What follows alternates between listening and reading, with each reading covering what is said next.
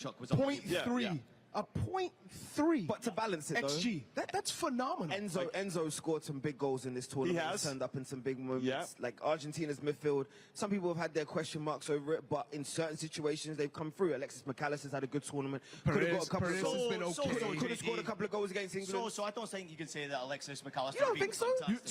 It was good against You're England. You're gonna tell me Spain doesn't check that box? No, I'm not saying Spain doesn't check that box. Okay, Spain gets the edge there. Spain are checking that. We're going to hand you over to your... Argentina. It's Argentina. Yeah, Well, we agree. this is Jimmy's. Well, no, I know, I understand that, and I love that. Production meeting, it was me, but it's fine.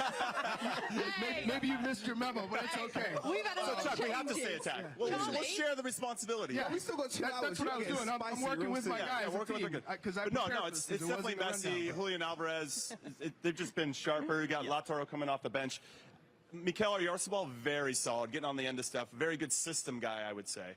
But overall, yeah, I think it has to go to Argentina. I mean, it's a no-brainer.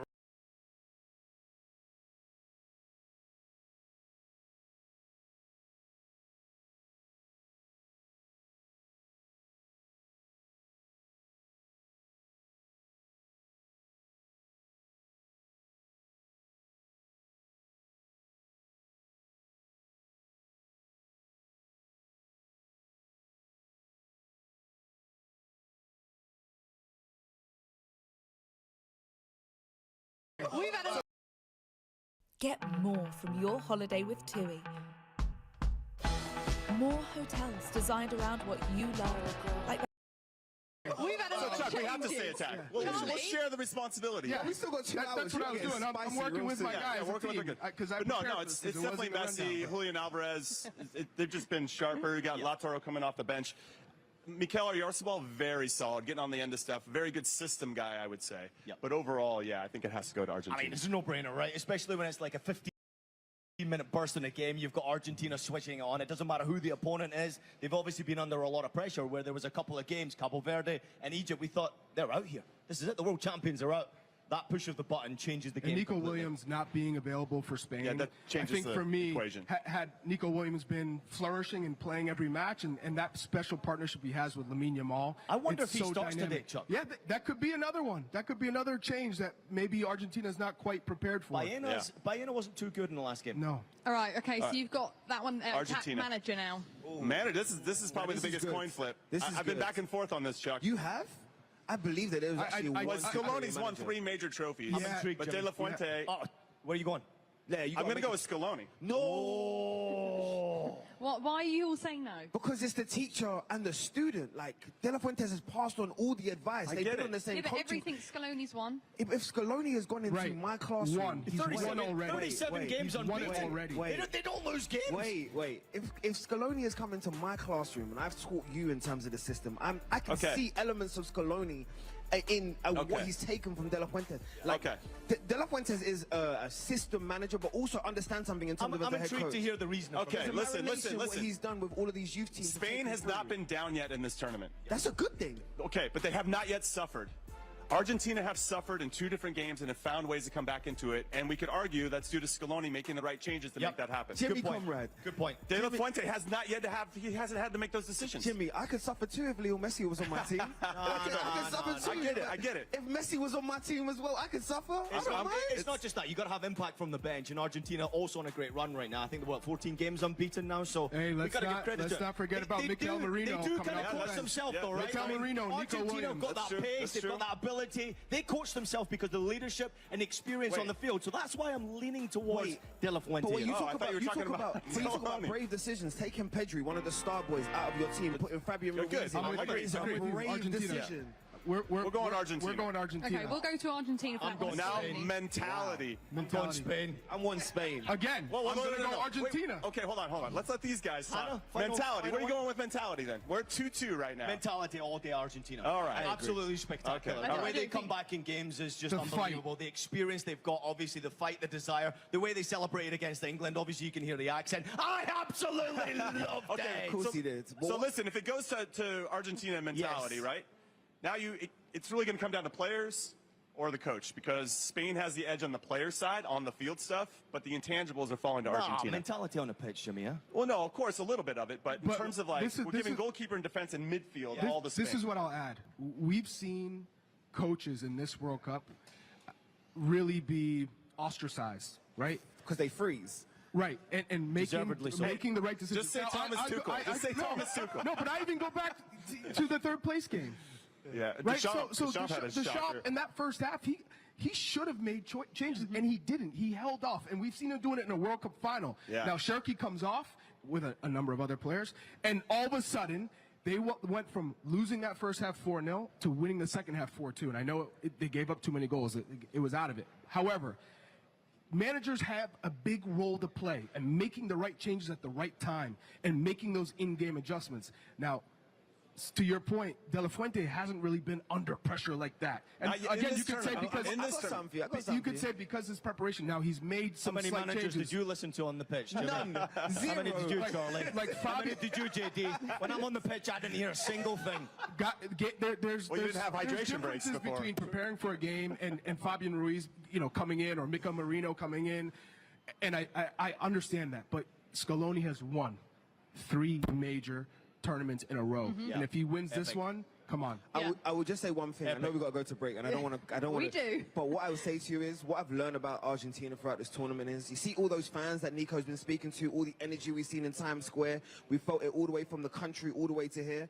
Those players really understand that. They really are passionate about it. If you watch them after a game, whenever they win or they lose, they stand right in front of the fans and they embrace all of that energy. They're all as one. You cannot change that type of mentality. That type of energy going into a World Cup final gives you another lift. And look, Spanish fans have a good reason to be happy because their team has looked outstanding all tournament.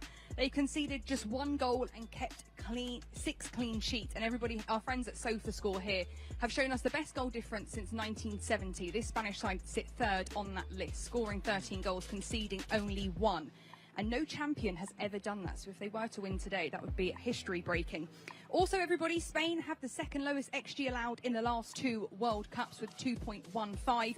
And only Brazil beat that number in 2022. But you have to note here, Spain have made it the furthest out of all the teams listed, which is, of course, the final. So, Jimmy, Spain have conceded 1 goal all tournament. Yes. What makes them so difficult to score up against? Well, Charlie mentioned it in the first segment, their possession, right? They have a lot of the ball. So that puts them in a position to wear you down in a different type of way. And their movement off the ball is excellent. So they change and interchange positions a lot. And I think that puts the other team on defense. So when they actually win it, they're tired because they've been tracking all these Spanish players. Now, what Spain does really well is their intensity of trying to win it back. Their repressing is incredible, counter-pressing, whatever you want to call it. And their intensity to try to win that back has been very high. And they're one of the best in the tournament at regaining it higher up the field than anybody else. And that makes a difference. Then you have the 2 center backs, Laporte and Cubarsí, who play a very high line. And then in front of that high line, you have Rodri, who's probably one of the best midfielders in the world at protecting a back 4. So you put all those things together, and now you got evidence as to why they're the best in the tournament. It's the definition of suffocation. Like, they really put you into awkward situations that you're uncomfortable with. And it doesn't matter the level of opposition. What I've realized, even against world-class opposition like France, you can get suffocated by what Spain are doing to you, both on and off the ball. Because imagine if you don't ever get the football back, again, you can't hurt me if I have the football. But then it's when you do have the ball, how they put you into areas, they squeeze you into areas you don't want to play in, and you're forced to almost give it back to them. And they trust the fact that Cubarsí, Laporte, and of course Rodri are going to pick up the loose balls and know how to recycle it almost immediately. That type of system is incredible. You add in a manager who's known these players since he was 17, 18, 19. That's a great point. Yo, it doesn't get any better than this, because there's ultimate trust between the coaching staff, the players, in the system as well, and respect. And to Jimmy's point, it's where they keep the ball. So they keep the ball higher up the pitch. It's not a team that's keeping possession in their own half and then they lose it, and the next thing you know, the team's right on top of them. They keep it way up by the opposition's goal. So if you're keeping the ball in the attacking third and you're getting teams to chase and chase, by the time you lose it, they have to go 80 yards to get a shot on goal. So that's what makes them so dynamic, and everyone's worried about Lamine Yamal in that 1v1 space. Yeah. I'll go. Belgium were the only team that put a goal past them, weren't they? France weren't even able to do that, were they, Ian? So how can Argentina kind of replicate that? What do they need to do today? Yeah, listen, it's a fabulous question, because obviously Argentina, we've watched them now through the knockout rounds concede multiple goals, and it's been very difficult for them to try and figure it out, especially with teams sitting in that deep position, the low block, so to say, in today's, the kids are saying that at least, Jimmy. But I will say that the high pressure from Spain winning the ball over, the intensity that they get when obviously they have the opportunity to win. Bruce and Michael Buffer. known from the worlds of UFC and boxing. And we are ready to rumble, gents.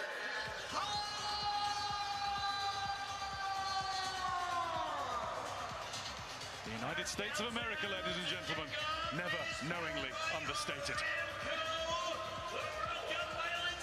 But they have put on a show that we have thoroughly enjoyed over the last 5 and a bit weeks.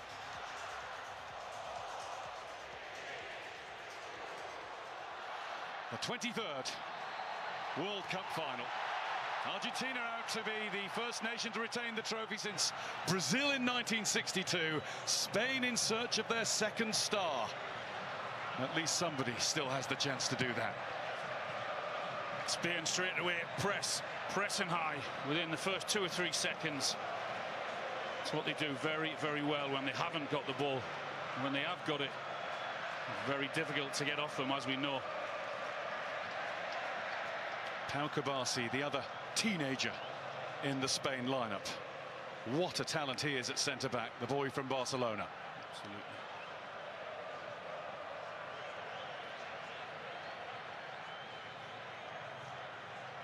Kabasi got it up towards Dani Olmo. There's Pedro Porro, who's had an outstanding tournament. You have to say all that back four has been outstanding, haven't they all? Every single one of them have. Certainly blown away the cobwebs of last season with Spurs. Dani Olmo got it into the feet of Alex Baena. Spain have started their routine. Pass, pass, pass. There was a misplaced one, and it brings the first free kick. Pedro Porro a little late on the scene. He brings down Gonzalez, and it goes Argentina's way. I was just going to say, it'd be really interesting to see how this referee copes early on in the game. Because if Argentina are anything like when they played England in terms of the number of fouls, if they do get a yellow card early on, could put 1 or 2 in danger. Vastly experienced Slavko Vincic. He has pretty much seen it all over the course of his career. There's Tagliafico skipping past Pedro Porro. Now Julian Alvarez. Let's not forget the heavy Spanish-based presence in the Argentina squad, particularly from Atletico Madrid.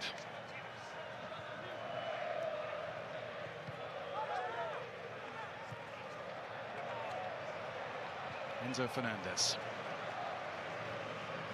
De Paul gives it back to the Chelsea man. He is still a Chelsea man. Haven't looked yet this week. Made his move to Chelsea after the last World Cup in Qatar.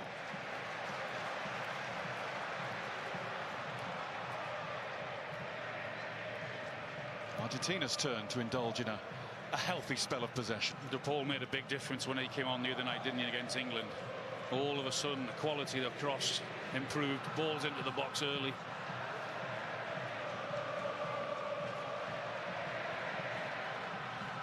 McAllister.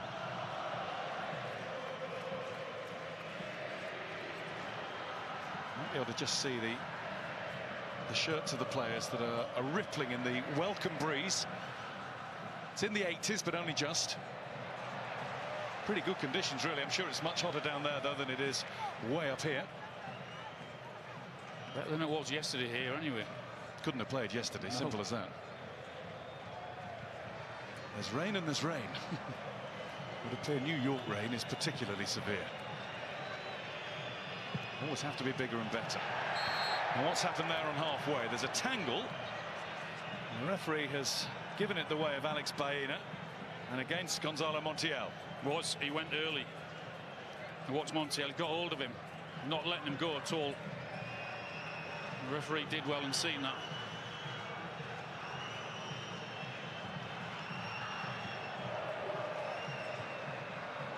Luis de la Fuente, who was a tutor on the pro license coaching course that Argentina's boss Lionel Scaloni was on. Lamine Yamal trying to put it in. He managed via a deflection, and he's got it back. And there's another deflection, which could have made life difficult for Emi Martinez, but He'd spread his big frame sufficiently to make the save, and then he turns and plays to the Argentine gallery behind him. He did a lovely little touch from Olmo there into the path of Yamal, and it did take a couple of deflections. Oh, that was played short by De Paul. Spain getting into a rhythm. That was Yamal again. And stopped by Lisandro Martinez. Rodri's there to win back possession. Giving away to Argentina, it's Julian Alvarez, and it's into Messi, and Unai Simon had come a long, long way.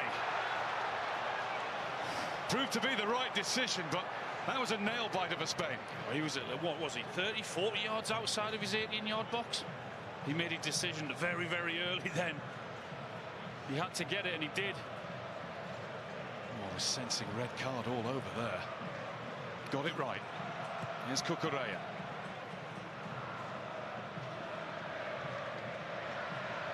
I bet the referee's relieved when all goes smoothly in those situations this early in this game of all games.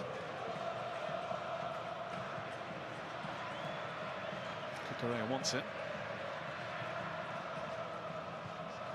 Back instead to Rodri.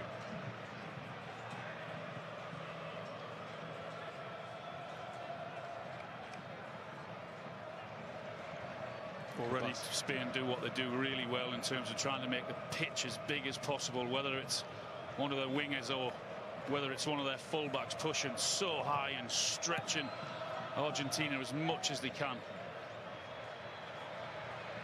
Marcy back to Simon, who's back in his own house this time.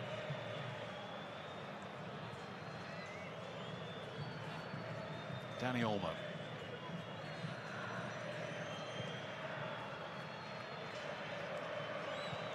Slight errant touch from Aymeric Laporte. Oyarzabal comes back deep to help out in building an attack. Rodri tries to spark one, and he's been propelled on his way by his former teammate Julian Alvarez, former clubmate. Should know better. Rodri takes more pushing than that. Played back towards Pedro Porro, who had been forced off balance, but no free kick.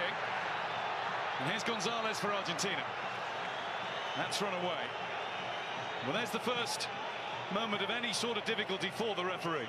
There's a lovely little flick around the corner there. You can see, I think it's McAllister that's actually got hold of him. Slavko Vincic didn't see enough in it. Thought there was a foul. He went around him and he was in front of him, and he knew exactly what he was doing, McAllister.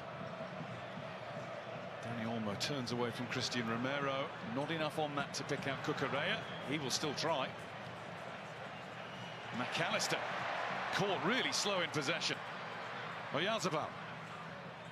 Now Yamal had drifted infield. Oyarzabal wasn't to know that, and that will be an Argentina free kick. But Spain have started much more quickly. Yeah, they're passing it around with pace. They've got lots and lots of energy, all wanting a touch of the ball, little 1 and 2 touch, working it around the Argentina players at this moment in time. There he is, come rushing out there. He makes his decision really early, and he had to get that ball.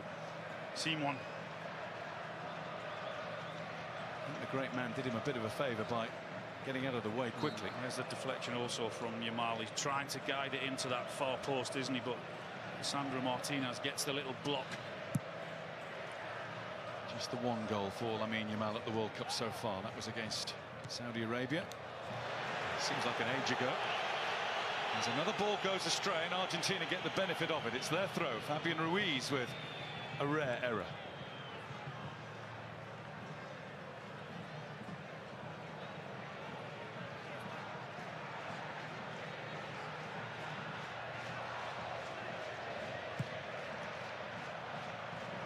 Romero. It's going to go back to Emiliano Martinez.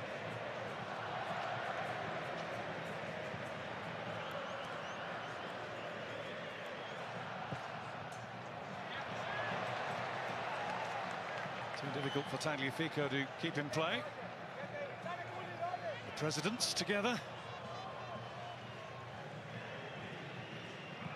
Gianni and Donald engaging in a pleasant conversation. I know the president of the USA was at the Club World Cup final. Chelsea against PSG here. a year and 6 days ago. Don't know how many other big football matches he's ever attended. He wasn't going to miss this one, was he? I think we saw him come in on the helicopter, didn't we? Did.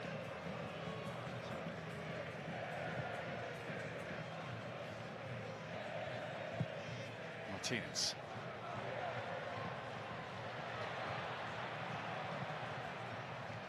Rodri.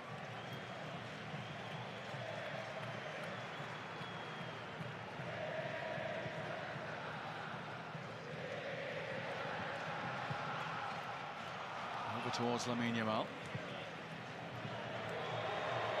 Just a little too tight to the touchline to do anything much with it. Such an influential player, though, isn't he, Rodri, in terms of we've seen him driving forward with the ball already. We've seen him pinging the ball out to the right-hand side and trying to find Yamal. So important to this Spanish team.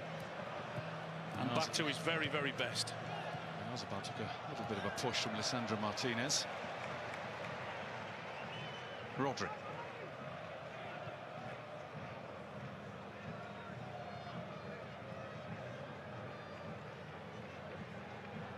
Laporte. Montiel was trying to seize his chance to get in front of Alex Baena.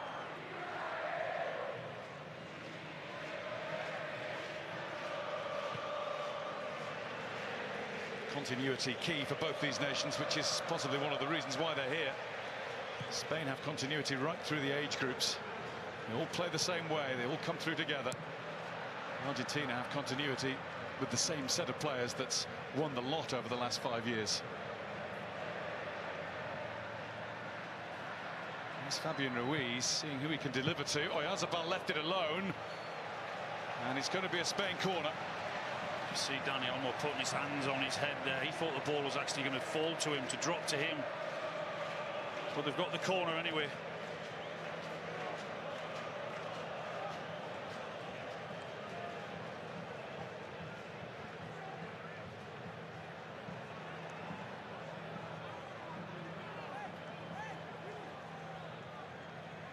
Baena's going to take it once the referee has given a verbal warning to the usual suspects.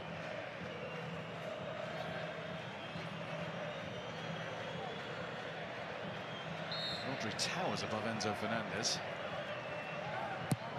As Baena goes deep with that, Dani Olmo waiting for it, and Romero positioned in the right place to take it away.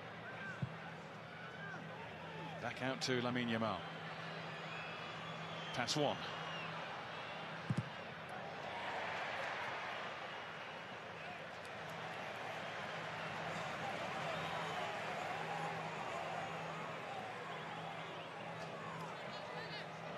Polo on throwing duty.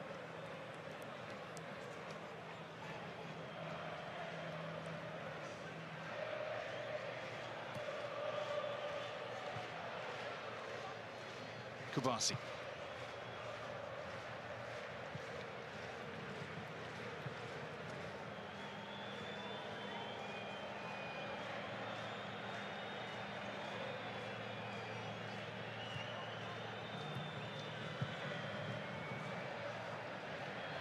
Simon has conceded just one goal throughout the entire competition, scored by Charles de Ketelaere for Belgium. Spain haven't been behind in any one of the matches they've played. And to think their first game was a 0-0 draw against Cape Verde, thanks to the heroics of veteran goalkeeper Vozinha and equally, almost equally veteran defender from the League of Ireland, Pico. Yeah, they were magnificent that day. I don't think there's any panic from them. There was a back to normality soon after that. 2010 they lost their first game as well, didn't they, against Switzerland when they won. And Argentina did something similar in Qatar, losing to Saudi Arabia. It's not how you start, it's how you finish. But it might have started now, because Dani Olmo was the victim of a tackle that has drawn considerable Spanish ire. It was Alexis Mac Allister, who was in no mood to stop himself. Well, if he doesn't get a yellow card, he's very fortunate, I think. I think if that's another 15 or 20 minutes into this game, that he gives him a yellow card. The referee has not gone to his pocket. He's gone to Dani Olmo to see if he's okay. And that's what I meant in terms of a tackle, because we knew that was coming. And it was just how the referee was going to react, whether he was going to give him a warning, as he has done, or whether he was going to give him a yellow card to try and stamp it out. Well, Farrell advertising his latest movie venture.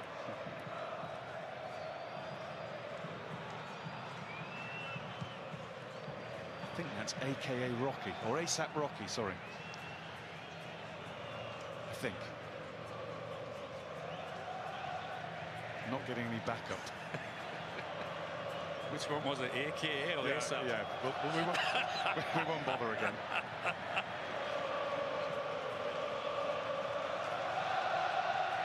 And Argentina fans are starting to create their own special atmosphere now.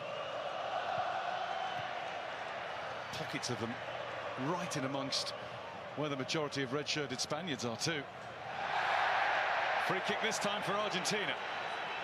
And that's one each. Well, the McAllister one was significantly more forceful. Yeah, he just leans into the back of him. He knows what he's doing as well.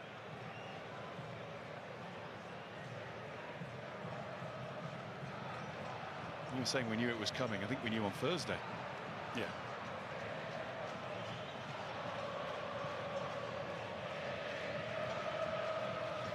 Argentina free kick then. Rodrigo de Paul will try and orchestrate something from here.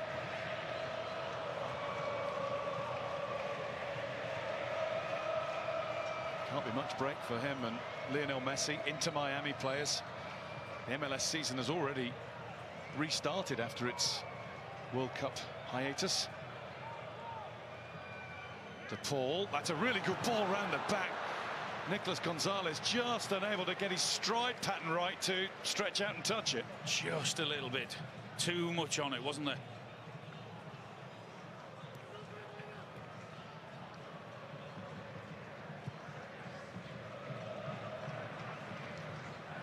Kubasi to Porro. Lamine Yamal. That's that roll down his shin. Beautiful bit of control. And he puts in the early ball to give Martinez something to think about. Collected it with his usual kind of disdain for any attack against him. What about that touch? And that's travelled, what, 40 or 50 yards, and to have that technique and control as he did. Simon safely away. In fact, safety first was the policy there. If in doubt. Works at all levels.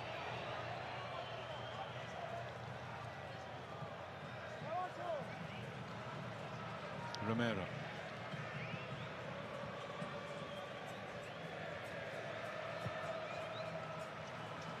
Sandro Martinez. It's come off Gonzalez and it's helped him. Don't know if he knew too much about it. Pedro Porro wasn't letting him think about it too long. Tagliafico in on Dani Olmo. Lamine Yamal comes into the tackle. And then that's a curious sort of challenge, an awkward one on Julian Alvarez. I don't think the spark is fully taken yet, but it's been lit. I thought the first one might have been a foul on Olmo, you know.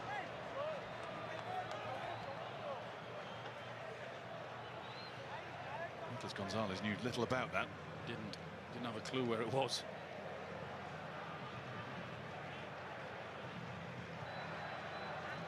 Fabian Ruiz. Cucurella.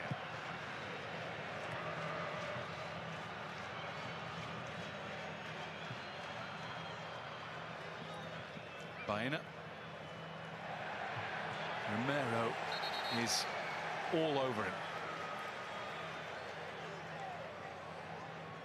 Keeps one of those little looks as well, doesn't he, when he steps over him.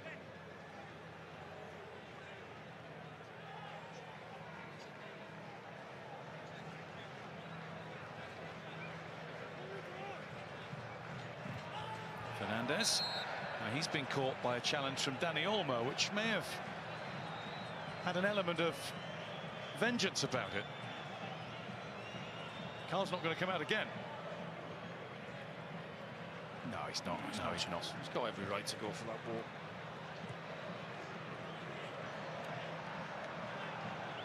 Down went Fernandez in dramatic style.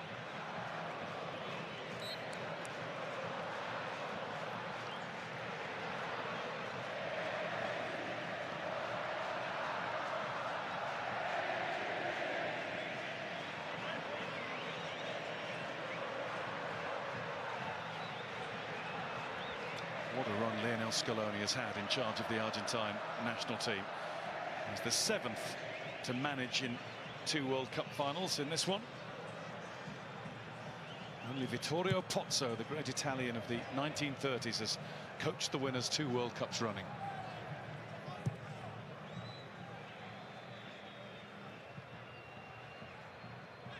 Lamine Yamal being held onto by Tagliafico. McAllister couldn't hold on to the ball. Yamal again. Nicely exchanged with Dani Olmo. Nicely spotted by Lisandro Martinez. He was really sharp in there, Martinez. He had to be. He read it really, really well. Just do with a little bit more pace in the game on both sides. Yeah, there's not been too much goal-mouth action, has there? Bounce takes it away from Oyarzabal, and the flag was up anyway. You can see what Argentina are doing. They just want to get as tight as they can. They don't want to allow Spain to get into the rhythm and try and pass it around and control the game at their pace, and they're doing everything to stop that.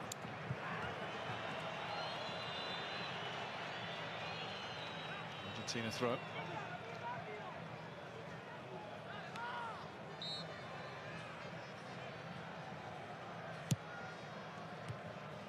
Alvarez did well to direct that into the path of Gonzalez. Here's Messi. Not seen him on the ball too much. Was a good ball in, of course it was, to Gonzalez. He was offside as he tried to lay it back. So Spain will have a restart rather than the chance of a counter. Well, he just picked his head up, didn't he? Messi knew what he was going to do. A pass was either going to be in to Gonzalez or Alvarez. And again, Martinez in tight.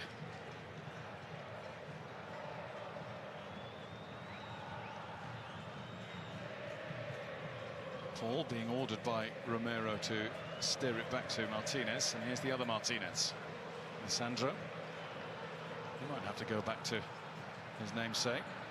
Danny almost making him consider that option, and that is now going to break to Oyarzabal, and Enzo Fernandez arrives on the scene, and good job for Argentina that he did. Well, he didn't, because the assistant didn't put his flag up.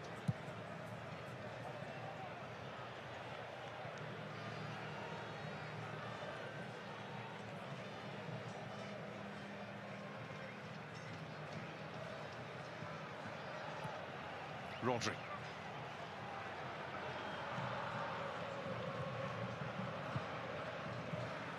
Cucurella. Just on the other side of Rodrigo de Paul, and it comes off him and goes behind for a Spain corner. They play such an important part in what Spain do, both fullbacks, Porro and Cucurella. This time being Cucurella down the left-hand side, trying to get forward, trying to get balls into the box, and making it difficult because of the width that they create. After this corner, we'll be about set for the first half break. Romero's hanging on, and Martinez makes that look like the easiest job in the world.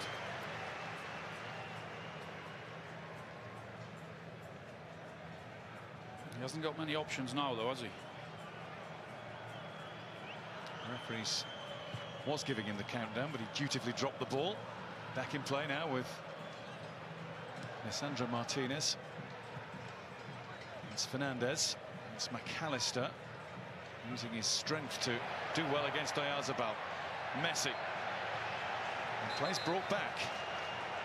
And after he gives a free kick to Argentina a little earlier on in the piece. And he also points to the sidelines and says that is time for the hydration break in the first half. And you'll see a QR code on your screen if you're wondering what to do with your time once the World Cup is over, and we're nearly there, unfortunately. Plenty more football to come on the BBC.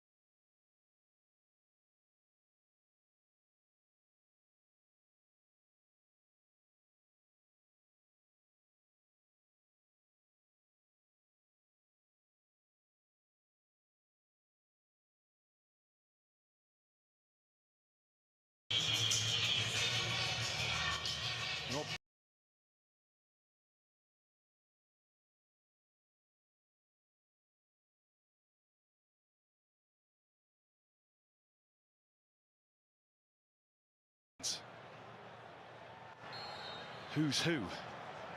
Gave away a few tickets, didn't they? Enzo Fernandez. On we go with the remaining 20 and a bit minutes of the first half. Towards Alvarez. Kabasi had his measure. Handball, McAllister. Yeah, and because they also press you high, Spain, they force you into doing that and kicking it long, in the hope that when they kick it long, those two Spain centre-halves dominate and win it like they did. Oh, Kabasi panicked for a moment. He thought he'd sold Simon way short. Just enough on it. And Cucurella there in the nick of time to keep it in and win Spain a throw-in. There's a slightly nervous situation for the teenage defender. Yeah, he just didn't get enough on it, did he? Deep breaths. The youngest to play in the Spain back line, beat the record of Sergio Ramos. He goes on to have half the international and club career he had. He's going to have some trophy cabinet. Quite a few yellows and reds. There's Lamine Yamal, who's been lent into by Julian Alvarez. Yamal and Dani Olmo have taken the brunt of the Argentinian tackling so far. Oh, his movement was brilliant, just to go long and then come short to get the ball, and then the turn, which then gets him the foul. It's magnificent.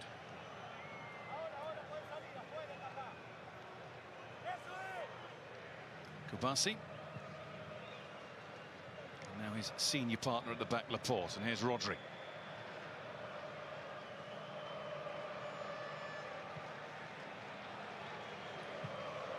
Pedro Porro.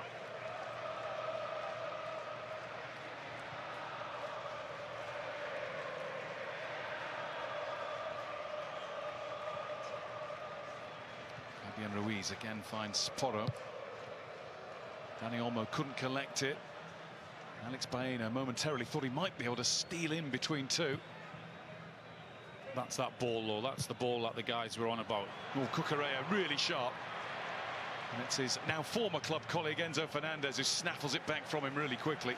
And another great example, Guy, of when Spain do lose the ball to Argentina, then put them straight under pressure, which then forces the long ball into the area.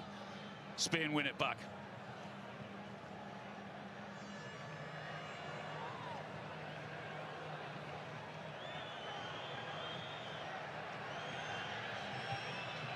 Porro. What has he done with that? De Paul thought he might be in there, but Cucurella watches the bounce, keeps his head, finds goalkeeper Simon, and now they're off.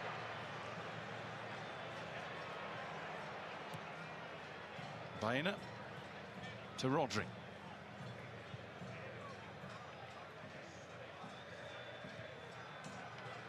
Yamal. Well, saw Dani Olmo. It was an awkward pass to pull off, that one. It was a good run. Pass just couldn't find him, though.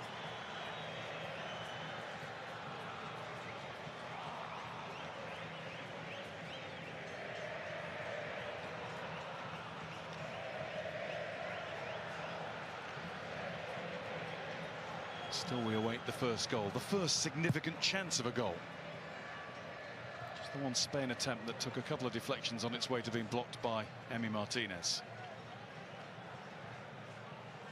First goal could be really important, and historically it is. The team scoring first has won 6 of the last 7 World Cup finals.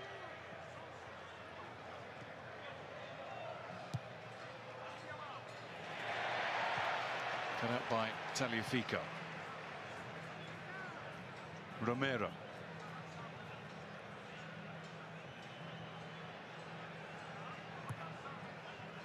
De Paul. Montiel. Didn't have anywhere much to go. Cucurella to Rodri.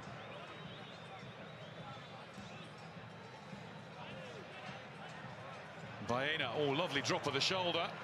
The cross that followed wasn't so clever. Just needed a little dink, didn't it? He tried to do it, but just couldn't get enough on it. Worked himself into a good position, but a poor final ball. Not many games go by without you saying that.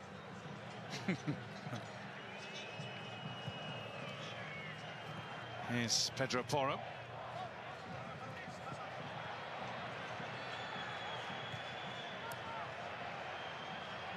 Alvarez. I just think because of the low block we've seen in so many games, that crossing becomes that more important when you get into the dangerous position. You can't afford to waste them. And it was your absolute bread and butter. McAllister down, and the whistle goes in Argentina's favour.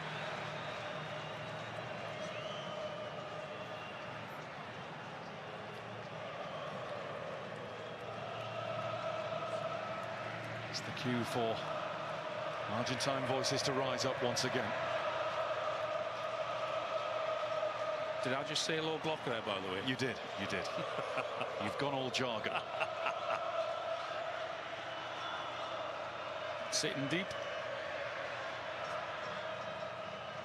Spain resisting the urge to do that here, trying to keep those Argentina players away from the edge of their own box.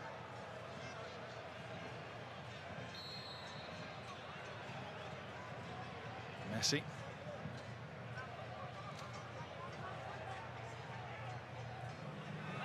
Messi got past Yamal, but not Fabian Ruiz. Just a little tap to the ankle of Pedro Porro, courtesy of Julian Alvarez. Spain get on with it rapidly. Here's Rodri.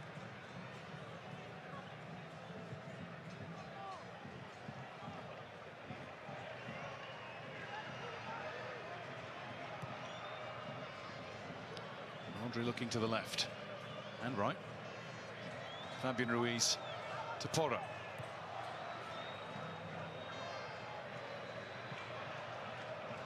Rodri, Cucurella trying to time his advance, coming in from that left wing. It's gone back out wide again now. Baena just come inside, didn't he? Drifted inside in the hope that Cucurella could get in behind him, which he did, but they just couldn't find the pass. Cucurella goes again. Held his run, I think, stayed onside. Pulled across, blocked by Romero, and he didn't stay onside. That late flag again, wasn't it?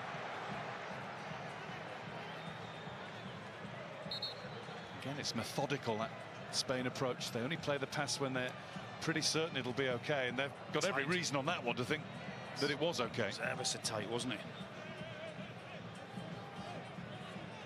But I mentioned it earlier about the problems that both the wide men, wide forwards, and the fullbacks, the way they rotate, the way they move. One goes inside, the other goes on the overlap. They're brilliant at it. We won't be enjoying Marc Cucurella on Match of the Day quite so often next season. Only the Champions League edition in midweek, now that he's left Chelsea for Real Madrid.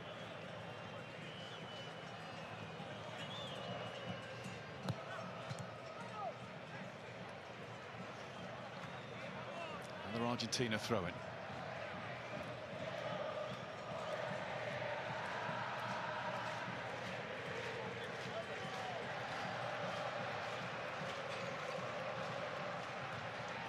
Gonzalez, shirt being pulled by Porro.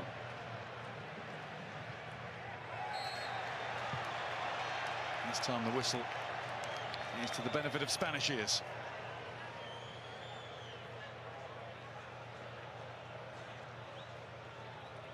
Tagliafico, we've seen this not just at this World Cup, but the last couple. He does like a scrap.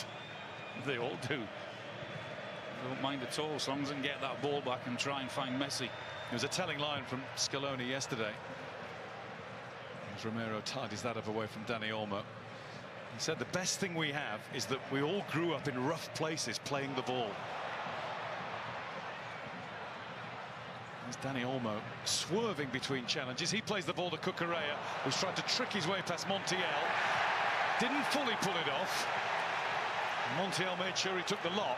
Indeed, Montiel, that was a wonderful tackle. Just a little flick around the corner, but he spots it and he sticks with him. Proper tackle. See what it meant to him after as well.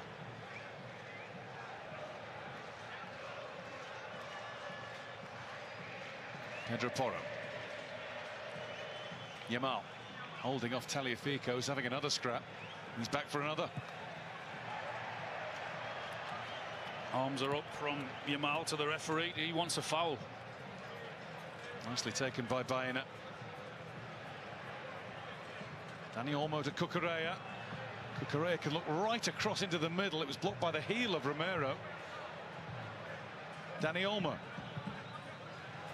trying to find Baena. Handball shouts from Pedro Porro, referee not interested. And Rodri gets back in front of Julian Alvarez and then asks for the support of Pau Kabasi and gets it. But there again, it's a great example of when a ball goes in and Argentina are trying to clear it. Their reaction, the red shirt, the reaction, within 2 or 3 seconds, can they get that ball back straight away? Unsurprisingly, it's very Guardiola, isn't it?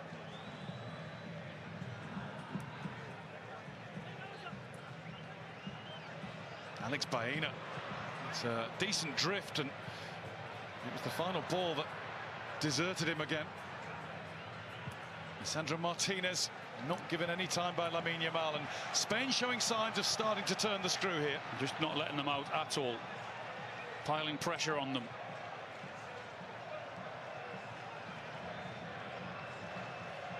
They wear you down physically and mentally with how they pass the ball around. Poke through to Dani Olmo. It breaks for Oyarzabal. Martinez, right in the centre of his goal, is able to fall on it. Didn't get the strike that he wanted. Oyarzabal sort of scuffs it, doesn't he? Only, what, a yard or so to Emi Martinez's left-hand side.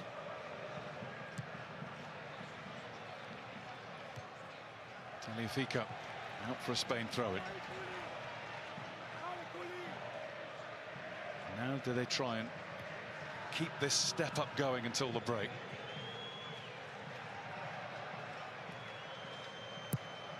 That's Cucurella, something a bit different now. A long ball towards Baena. And the bounce was really awkward for Montiel. He's done really well with that, the right back. McAllister.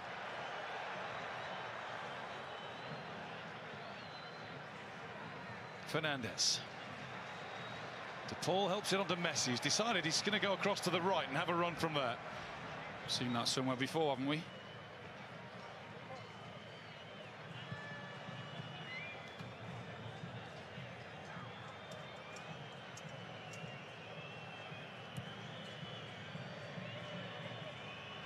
Here goes Messi. Alvarez. De Paul. McAllister's calling for it. Paul with the ball back towards Lisandro Martinez. Oyarzabal was there first. Martinez then a little too enthusiastic, and it is a yellow card for the Manchester United man. And one that was deserved. One that he knew exactly what he was doing. He reads it well.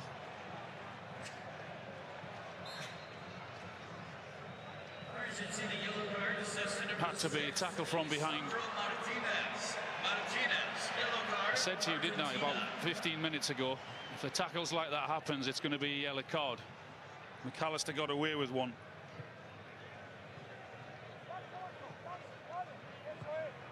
Porro. Kubasi.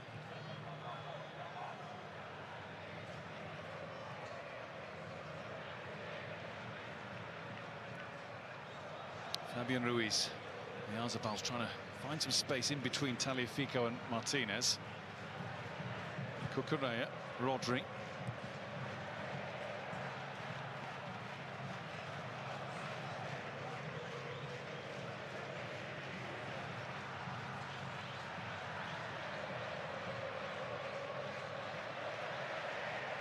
That's a great example there of you. Cucurella on that left.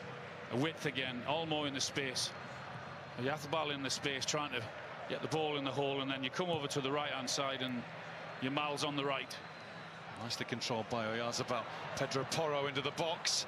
Nobody waiting for the ball he's put in, though. Cucurella not able to get there quickly enough.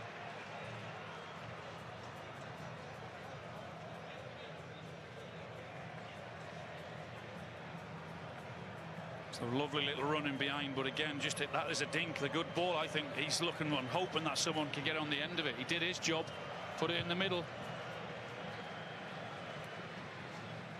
Martinez. Given away by McAllister. That's happened a few times. Yamal unable to get the ball fully through, though. Fernandez there to block. Here's Cucurella.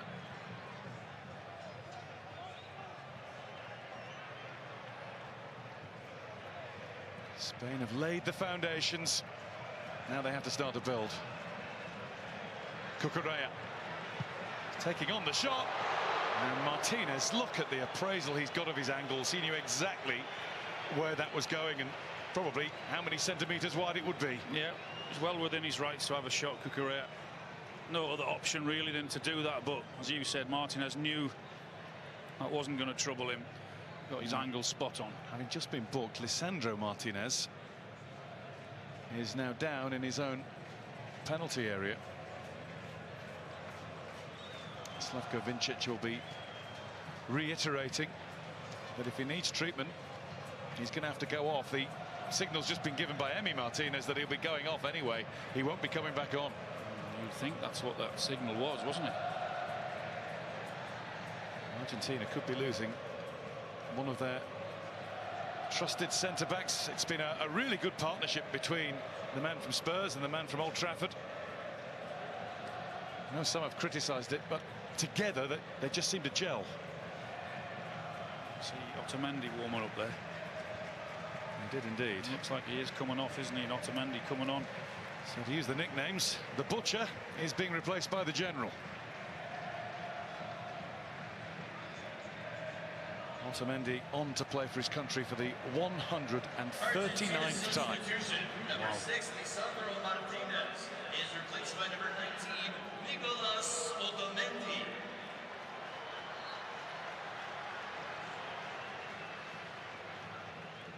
Well, one tick for Argentina is that it means nobody on the field is on a yellow card.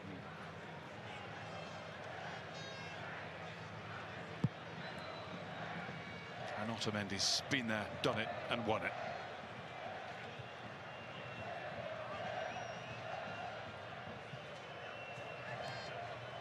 Yamal. Here's Gonzalez. Winning an Argentina throw.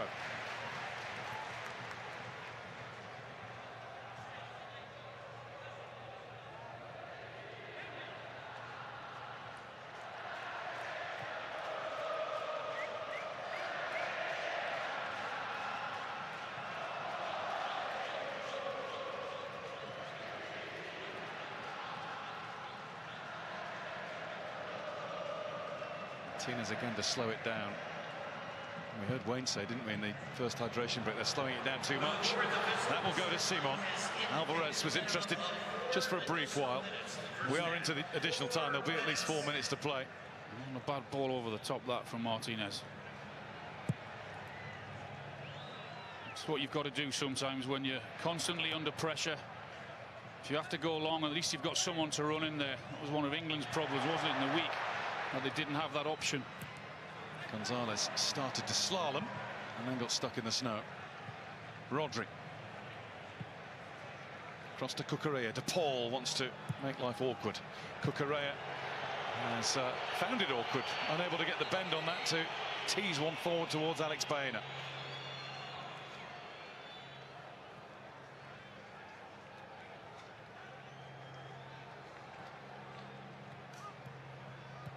Fernandez. De Paul. Doesn't reach Messi. De Paul goes in to try and keep some semblance of attack going, but no such luck. The reaction of Montiel, he's sprinting forward, and then they lose the ball, and he's desperately trying to get back.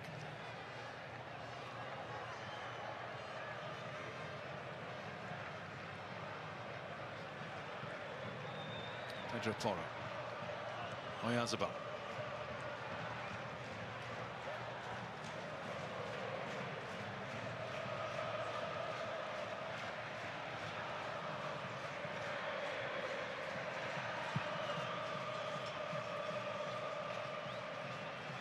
Rodri. It's exactly what we expected, isn't it, from Argentina? Trying to make it difficult, trying to sit deep when you haven't got the ball, and stick together and fight and scrap and get all the tackles in. And when you try and win it back, if you can hit it over the top for pace or try and get it into the feet of Messi up to now, they've not been able to do that second part. Fabian Ruiz. Baena allowed to turn and find Oyarzabal. He didn't have quite so much time and space, and Messi has got a free kick.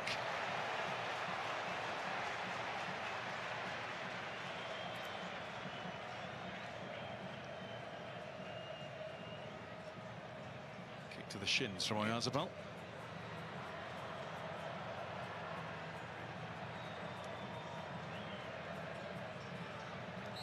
Apology accepted with a nod. Just a little nod.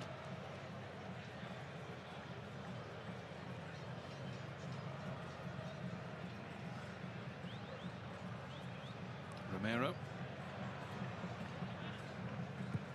Fernandez. No trouble at all for Simon.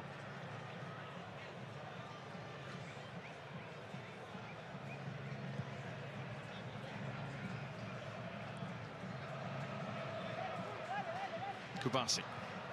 Porro.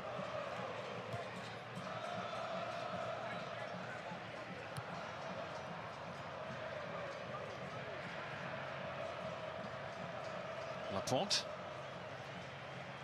Last half a minute of the first half in the World Cup final. Might not have opened up as much as they would have wanted to. Spain, one or two occasions where they've got in that Oyarzabal strike, which was only a yard away from Martinez. And plenty of little balls in and behind, but nothing too serious as yet. But they've been the better team, Spain, as we thought they would be.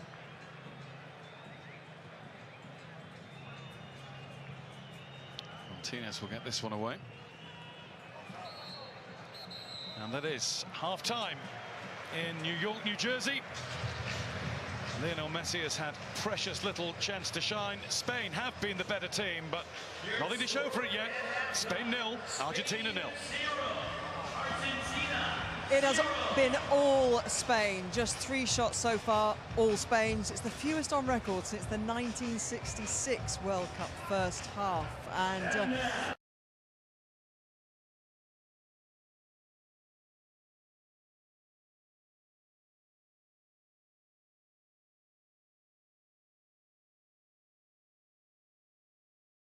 opportunity to play in games, and also an opportunity in this one to play in a third place game where not everyone is necessarily trying that hard. Yeah, maybe it's a new rule, like a new record for the 48 teams World Cup. Yeah, like maybe you put it, draw a line and start like again. Yeah, but and obviously if they do it within a time frame of the other ones, but it just doesn't hold the same weight. But also at the same time, let's not diminish the fact that the players still actually have to score. Like, it's not their fault that there's a third place game. It's not. And if you're Jude Bellingham, for example, you can't, or Saka in this situation, he scored a hat-trick against France. If you said that just on its own, you'd be like, wow, he's had a great game. You can't make the other team play well. Do you get what I mean? So, like, we diminish little things of it, but it's ultimately, it is what it is. A bit like the NFL with the SAT record, there's more games now, isn't there? Still, the player hasn't changed the fixtures to benefit himself. He still has to be fit, still has to be available. So I won't give Mbappe his credit, but it does feel like it needs its own little new paragraph, shall we say, in the history book. Witty, you're the stats guy, you're the commentator. No, I mean, look, to me, the ones that happened in the third place game, I don't think they should count towards the overall records. I think when you're talking about a game that is played on a completely different level to the other 103 games of the World Cup, it bears absolutely no resemblance to the rest of the tournament. This was an all-star game, a friendly, whatever you want to with his positioning, but I think it's a bit of luck. Joe thinks it's a great save. Wayne, you're just the goalie basher. Look, as it gets that little touch here, watch him flick his left leg out and then get it under control. No doubt there's an element of luck in it because it's out of his control once the touch, but it's a really good save. This is more Route 1 for Spain. Yeah, it is, no, but it's what you'd expect when there's tight areas. You need the ball to fall to your better players. And Oyarzabal with a good connection, and it's a really good save by the keeper. Good enough save to analyse at half-time, Wayne, that save? spectacular enough to analyse at half-time, the second set? No, but listen, there hasn't been too many clear-cut chances, so obviously you've got to give the goalkeepers a little bit of credit. I think he's done well, he held on to the ball, so that's certainly a better save than the first one. Okay, let's have a look at Simon also getting in and saving or causing problems for Messi. Well, excellent positional play. So when a young goalkeeper's involved in a dominant team, Simon, he's up, he's ready, ball gets turned over, and they're in big problems here. And Lionel Messi's got a really big choice to make. Unai Simon commits, Messi sees him out the corner of his eye and just pulls out, but I think he's got a real opportunity to go round him then. Heart was in the mouth, I'm going to be honest, when I saw Simon charging. Messi's good enough to go round him there, but he sees the big man coming and bails. So brave to come out that far in a World Cup Well, final. it's such a huge part of his game. He's done it, he had, multiple times against France.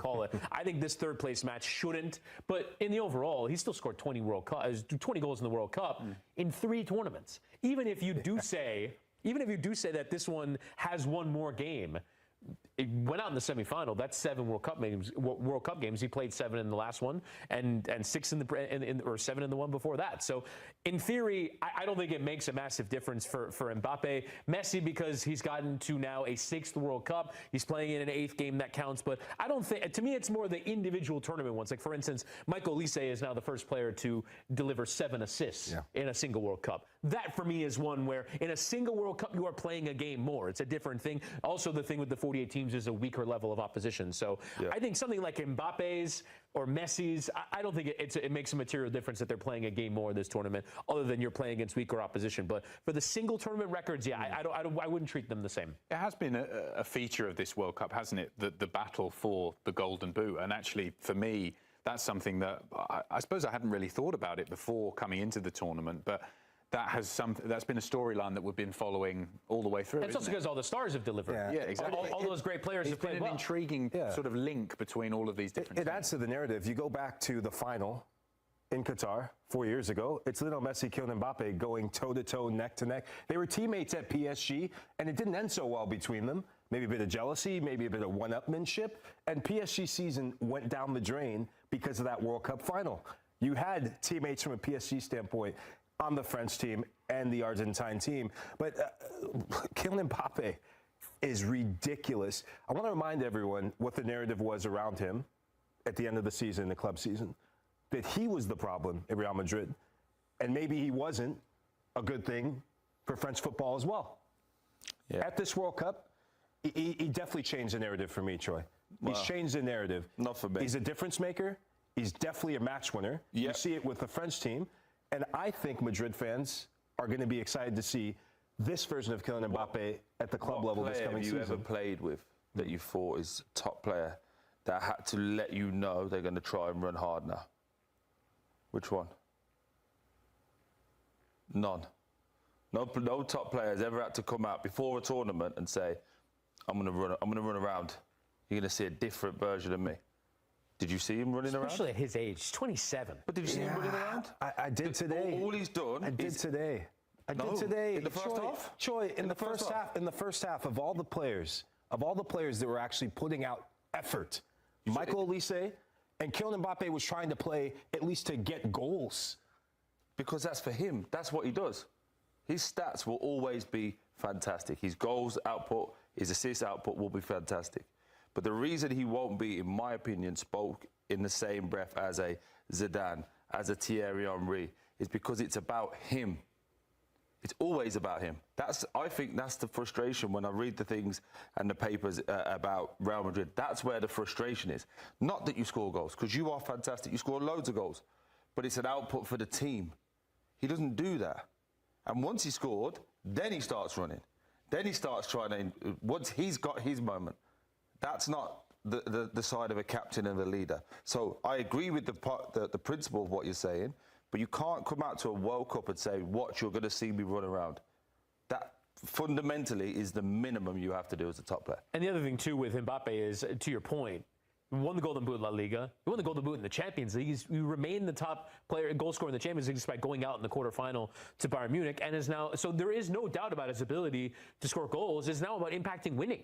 It's 2 seasons now where he has scored at an incredibly high level. He looks like the player that can score tons of goals. Real Madrid haven't won anything France didn't win anything in this tournament. They lost the semi-final in 2024. So he has to be impacting winning more than accruing individual statistics. Is he the only one to blame for that, though? No, but he's the main man. He's the main man. He's the captain. He's the leader of these teams. There's another guy for Real Madrid named Vinny Jr. that's involved as well. Jude Bellingham as well. By the way, he comes at Vinicius Jr. comes under the most scrutiny. Jude Bellingham comes under the most scrutiny. Kylian the fans, Troy, the fans try to do a GoFundMe to get rid of Mbappe. Exactly. Do you know why? Because they see it. That's the point. So he scores the goals. He does all of the things he does. And there's fans willing to, was it 8 million, I believe, signed a petition to get him out. Now, I don't agree with that stuff. But if 8 million people are saying you're not what the club is about, then you are allowed to look and go, hey, there's some validity to this. Because it's not our opinion. You can say two things can be right at the same time. You're a top player, you score fantastic goals, you've done all of this. But very simply and easily broken down, have PSG got better since he's left, yes or no? Yeah. So again... And have Real Madrid gotten worse since he left? I'm about to say, have Real Madrid not been as successful as a team since he's been there? Yes or no? Well, OK, put it this way. Yeah. Do you think French football fans will look at Kylian Mbappe's World Cup as a success? There's only one answer. It's an absolutely yes. He's the all-time leading goal scorer. But this is a bit so. He literally is the difference maker for France, alongside Michael Olise. This is the perfect caveat to it. So he is the difference maker. I agree. He is their top goal scorer. I agree. He is talented. I agree. So when they lose, it's not his fault. Kylian Mbappe. But when they win, we give him all the credit. Point I'm making. I disagree with when France lose. It's not Kylian Mbappe's full fault. It's not the. He's not the part only of the problem. Can we say he's part of the problem? They lost the game and he didn't score against Spain. He didn't turn up. He had a bad game against Spain. How many other players had a bad game against Spain? But this is the point. So you're actually missing the point. So when he plays bad, how many other players play bad? When he scores, so he was the only one who played good today. No, there were other players, but that's what I'm saying. But you can't praise him because he does well, and then when he does bad, go, what about everybody else? No, that's not what being a top player is. I think you're missing the entire point of this World Cup and Kylian Mbappe. This is not Real Madrid. That's a separate conversation. With French football, it's not. Okay. With French football, you see a different Kylian Mbappe. Agree or disagree? World Cup winner. Led his team to a final, scored a hat-trick. I would say, yeah. Different I would agree with that. I would agree. There's only one answer in that, right? I agree. But Didier Deschamps is under something with Kylian Mbappe. And yes, I agree with you that he needs to bring that version of what we see with France to the club level. Okay. And there's intangibles. That person's gone now. There's intangibles that he definitely needs to show at the club level. But what he just did at this World Cup, can we not take a second and say, this was incredible? No one's disagreeing, but he's got, what, 10 goals? 10 goals. So yeah. I would look at it from an England point of view. Let me take it away from an England point of view. I wouldn't turn around and go, wow, Saka was unbelievable this tournament. He got a hat-trick. Do you remember that game he got a hat-trick? You can't. Do you remember the last, you know the last player in the World Cup that got 10 goals in a single World Cup? No. Gerd Muller. So what? It hasn't been done. What we just see him do hasn't been done for decades. Okay, but it's also a game that we've just said was a shambles. There was also a Harlem Globetrotters game that you said. So you can't have it both ways. He was on the pitch, right, when they lost 4-0 in the first half. He was on the pitch. Yes or no? And who were the players? You mentioned at halftime everybody but him. Everybody but him. I said halftime. Malo Gusto, Rabiot, Konate, Doué, Konate. Yeah. So you mentioned everyone. Bar him. So when they're bad, we don't bring him up. When they're good, look how great he is. I mean, I think the context in France is certainly not reflective. I think more backs up what I completely understand what you're saying, Troy, but I also think it does speak to the way that Lahoud is talking about it. I don't think in France they're pointing at Mbappe and saying he's the issue. I think they appreciate his contribution. I just said that. But I'm saying when you start to talk about his greatness, you have to talk about the flaws. That's what our job is to do. You can't be same way I did it with England, same way you do it with everybody. You can't say he's great, he's great, he's great. Oh, but he said he's going to run around, and in this tournament I haven't seen him run around. He said it, not me. And then you go, no, but he scored the goals. Okay, but what did he say? Hold him to the standard that he said. That's all I'm saying. Yeah, it's a debate that's going to run and run, obviously, for French fans in the aftermath of the World Cup as well.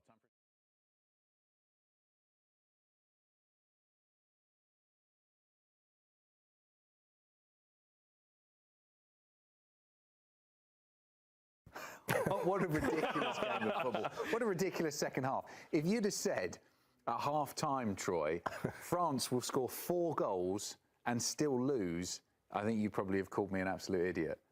Nice. I mean, what a second. I think it was just ridiculous. Yeah. I don't even know what to say. Like, for pure entertainment value, amazing. Yeah, I suppose 10 goals is great. People got to watch it. I think I look at it from a point of view of probably a little bit of a Debbie Downer, but when you look at it, this is 3rd versus 4th, and we're trying to unpack 10 goals. That wasn't a serious game of football. It was highly entertaining. England got the job done, so I'm happy in a way. But did you learn anything from any team coming away from that? It's carnage. Honestly, it was carnage. But 10 goals, we should be happy, I suppose. But it was, I don't know, you more or less impressed now with England? Well, I don't know. I don't really know what to think of it because on the positive side, the first half was brilliant. The end of the game, under a lot of pressure, it did look, I mean, we said it, didn't we, as we were watching England, it looks like they're going to lose this game from being 4-0 up. So I suppose at least they managed to see it out. But I mean, it's just hard to, as Troy says, Michael, it's difficult to know what to read into both teams, really, because it was just such a weird game. There were parts of it that I felt like we were watching a preseason match. I felt like we were watching a scrimmage, a friendly. There were parts of it that seemed like we weren't even watching a football match. Have you ever seen the Harlem Globetrotters? No, but I know who they are. Yeah, well, we have that here in America. That felt like watching the Harlem Globetrotters, where defense is optional. It was an absolute track meet at different points, and don't be fooled by the momentum chart in that first half. There was only one team that showed up in the first half, and that was all England. But in the second half, I mean, France, they had their way with England. The performers and performances of Michael Olise taking it to another level. But, I mean, from a France standpoint, I go back to what I said at halftime. Yes, they turned up in the second half, but you just wasted 45 minutes of Didier Deschamps' time, of French football fans' time, and yes, you showed up in the second half. But if you think of if they applied themselves and showed that they gave a damn for their manager, they probably would have scored 10 goals alone. And they still could have, because for as great as Elise was, missed 2, 3, 4 good chances. So it's hard to explain, Adam. You want to say, like, great game of football, great goals. Yeah. But then on the other side, it was like hardly any defending, like optional tracking back if you wanted to.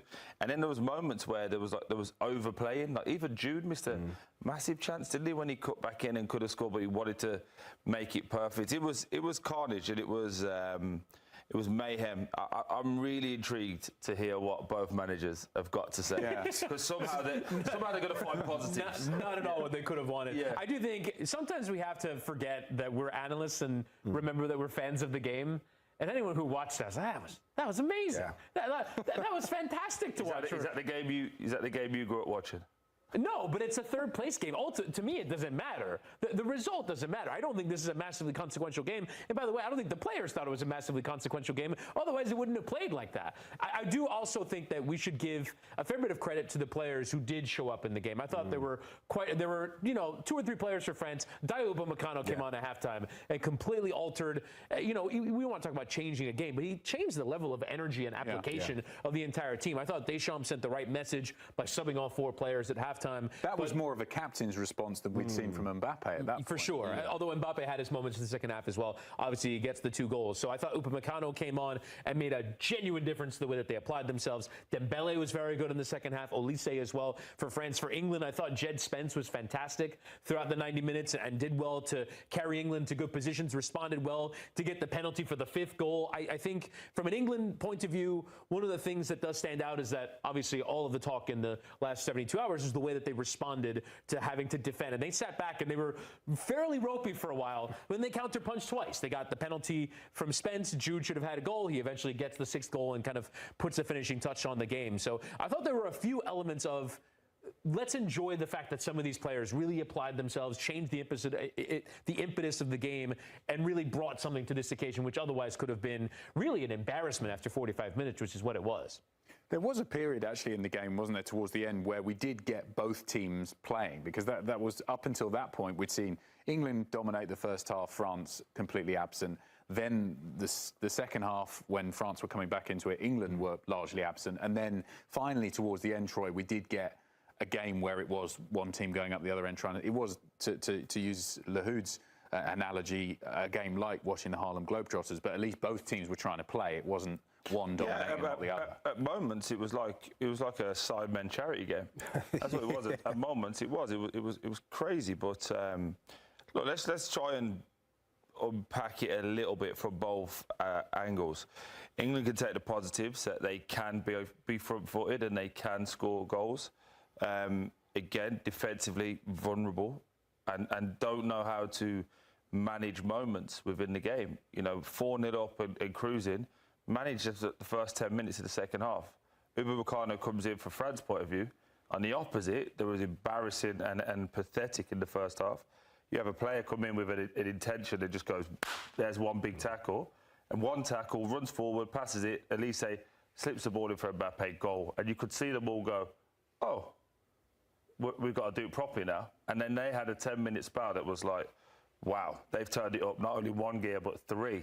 And England didn't know what to do. They just had them on the rope. So for trying to professionally look at it, you could say there's positives to take from both teams, but that glaring vulnerability and the reason neither of them are in the final was evident and on show as well for both teams.